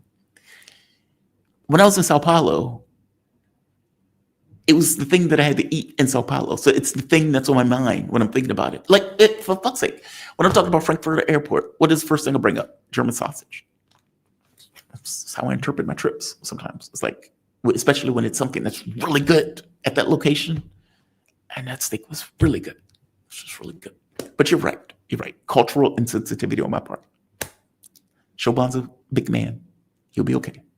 He'll be okay. He'll live through it. All right, guys, I'm going to end this. Yeah, it's getting late. And I'm just running my mouth. Look, I'm going to say like. I'm going to say share. Stake a claim. Stake a claim. Whether we're alone or has nothing to do with anyone's intellect, that is true. What? Sacred cow? Yeah, sacred cows. I was in Area 52 with the Army. Jamal is an alien. I'm not an alien. I don't know what Area 52 is. Area 51. By the way, did you know Area 51 wasn't even acknowledged when Bob Lazar came out? Wasn't even acknowledged. That steak reference, I know the steak reference is awesome. Glad you powered through. Did you make it to Japan? Not during that period. No. Dude, honestly, my mindset, look, you must understand. When I say that quitting is off the table, in my mindset, when I'm doing stuff like that, it is off the table. It is just, From my point of view, you are in a closed room, and anything that you do needs to be figured out in that room. If you have this as an option, when things get tough, you're going to use that option. If that option is not there, when things get tough, you need to figure it out. And so I wasn't able to make it to Japan on that trip. It took, 20 years later to get to Japan? It's like 20 years. I went on vacation several years ago when I was at the company, when I still was at the radio job. I only stayed for about, I think, 6-7 days. When I travel, I have to get treatments. If I don't get treatments, I'm going to die. When I was younger, I used to do that shit. As I got older, nope, can't do it. I've grown. I've become wiser in my elderly age. And so the only way to make it to Japan is very expensive. And so you would have to go for a finite period of time and then go to somewhere else where you can get treatments for cheaper. Japan was not that place. Vietnam was that place. And so I went to Japan for 7 days. It's like you get a treatment just before you leave. 7 days is my limit. That's usually my max. When I got married, I think I did 9. But those are hard because you have to manage diet, drink. You have to control that stuff over the course of the time period. And the longer you go, the harder it is. So 7 days is usually my limit. I think 7, maybe 8 at the most. I think it was 7 days when you take into time zones. And then I immediately went to Vietnam and got the treatment the day I got into Vietnam or the day after I got into Vietnam. Didn't work that way in practice. Vietnam, I fucked up in booking the treatment in Vietnam, and I booked it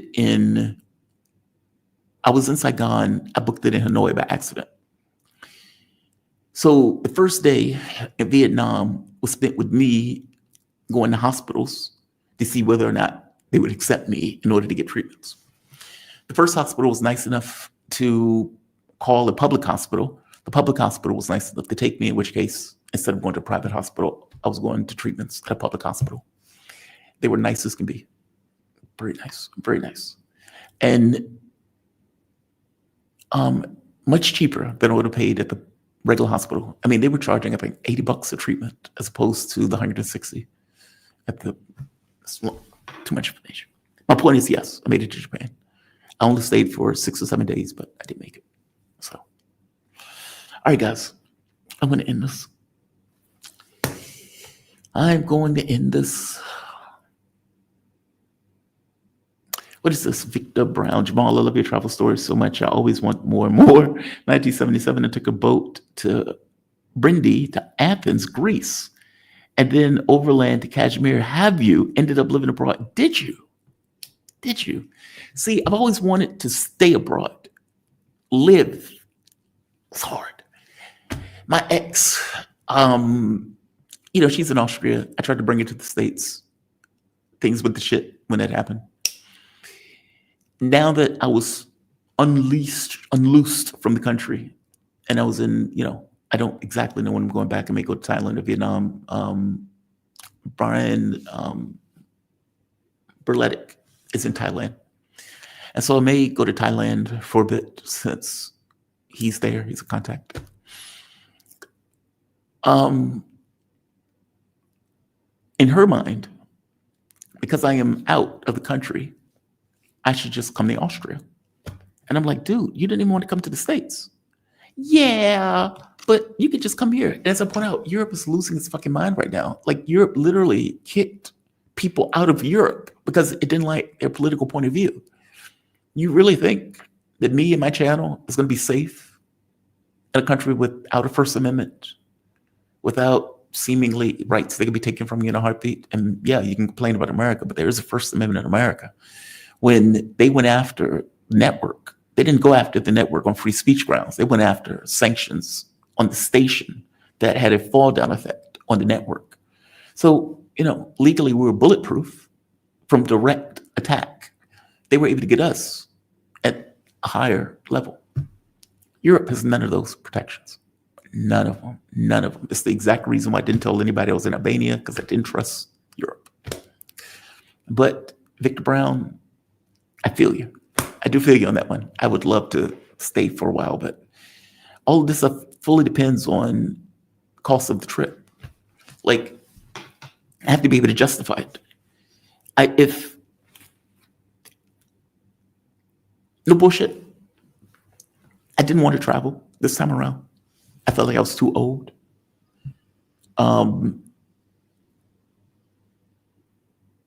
I was perfectly content with eating kabutos, eating Captain D's, being around family. Because keep in mind, I had stayed in DC and Maryland for 5 or 6 years, which means I had only been back home a few times over the course of that time frame. And when I went back home, it was only for a few days.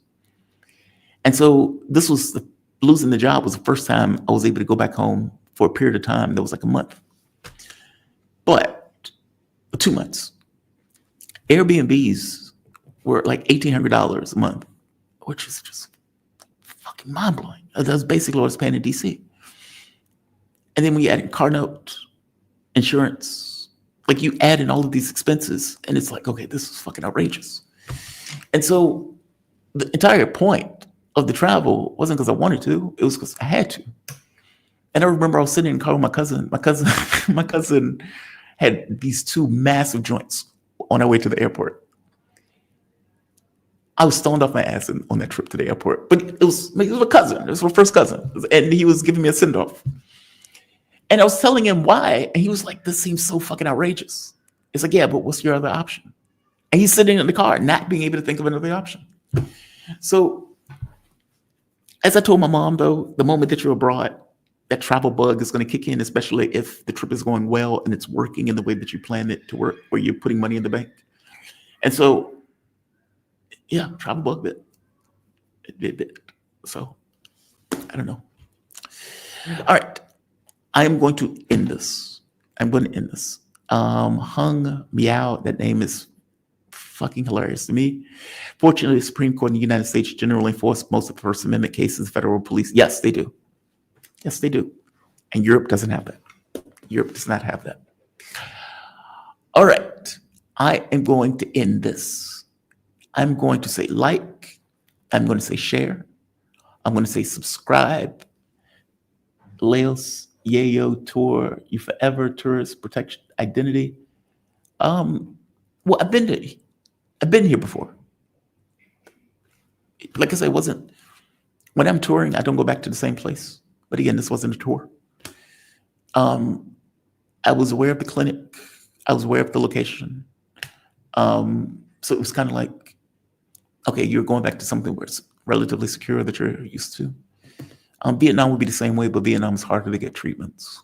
Thailand, I don't speak Thai, so it's harder to get treatments. Brian is there, so he'll help me with that part. I would love to visit Moscow. Again, that's going to be a money issue. I would love to visit China. That's a money issue.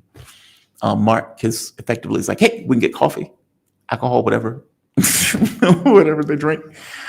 And except for my guests from Moscow, I mean, Mark, Arnaud, what is that other British cat? All of those guys are in Moscow, so it'd be nice to actually meet some of the guests.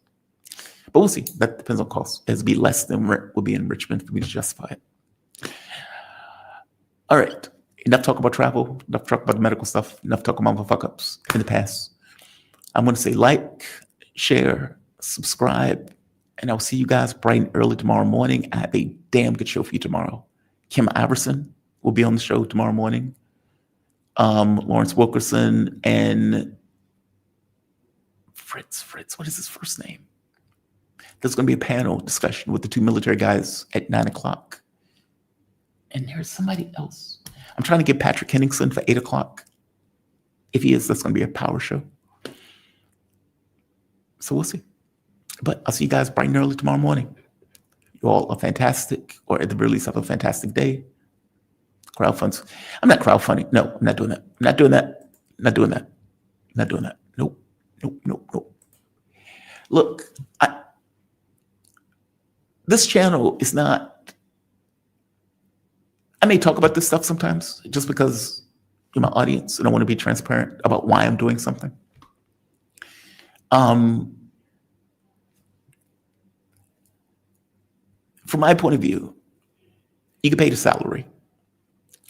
And that is in donations, that is in views, that is in exactly the mechanics of a channel.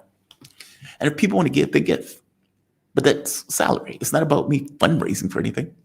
It's, it's like if you worked at Sputnik or worked at a radio station, you're not crowdfunding for something that's happening. You're using your salary to pay for vacation, or you're using your salary to pay for X or Y. My channel is not to do that for. The channel is to give news. If people enjoy it and they want to give, God bless. But fundraising, oh, fuck no. I don't believe in that shit at all. I don't even like saying, hey, you can support through PayPal page. I don't even like doing that shit. I do it because it's just the mechanics of the channel. It's how you get paid. But crowdfunding, no. Nope.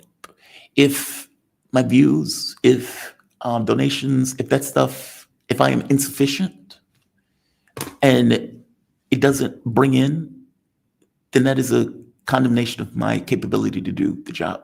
I shouldn't have to do that. It's not the audience's responsibility to pay for me to do anything in that sense.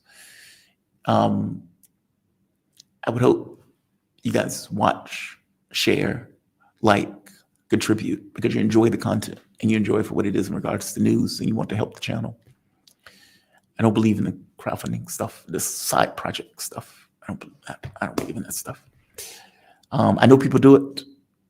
I know people do it. I don't do it. I don't believe in it. I don't believe in that shit at all.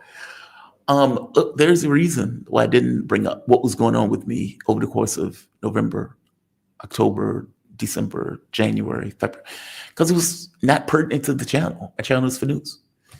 Yeah, it's not pertinent to the channel. My job is news. My job is to grow the channel. No more, no less. So I know other people do it. I don't look at my channel as something to be milked. I'm hoping that you guys just enjoy the news and the content, and you support it on that basis and that basis alone. All right, I am going to say like, I'm going to say share, I'm going to say subscribe. You guys have a fantastic day, and I'll see you bright and early tomorrow morning. Jamal Thomas Morning Show 171, signing off. Have a good one all.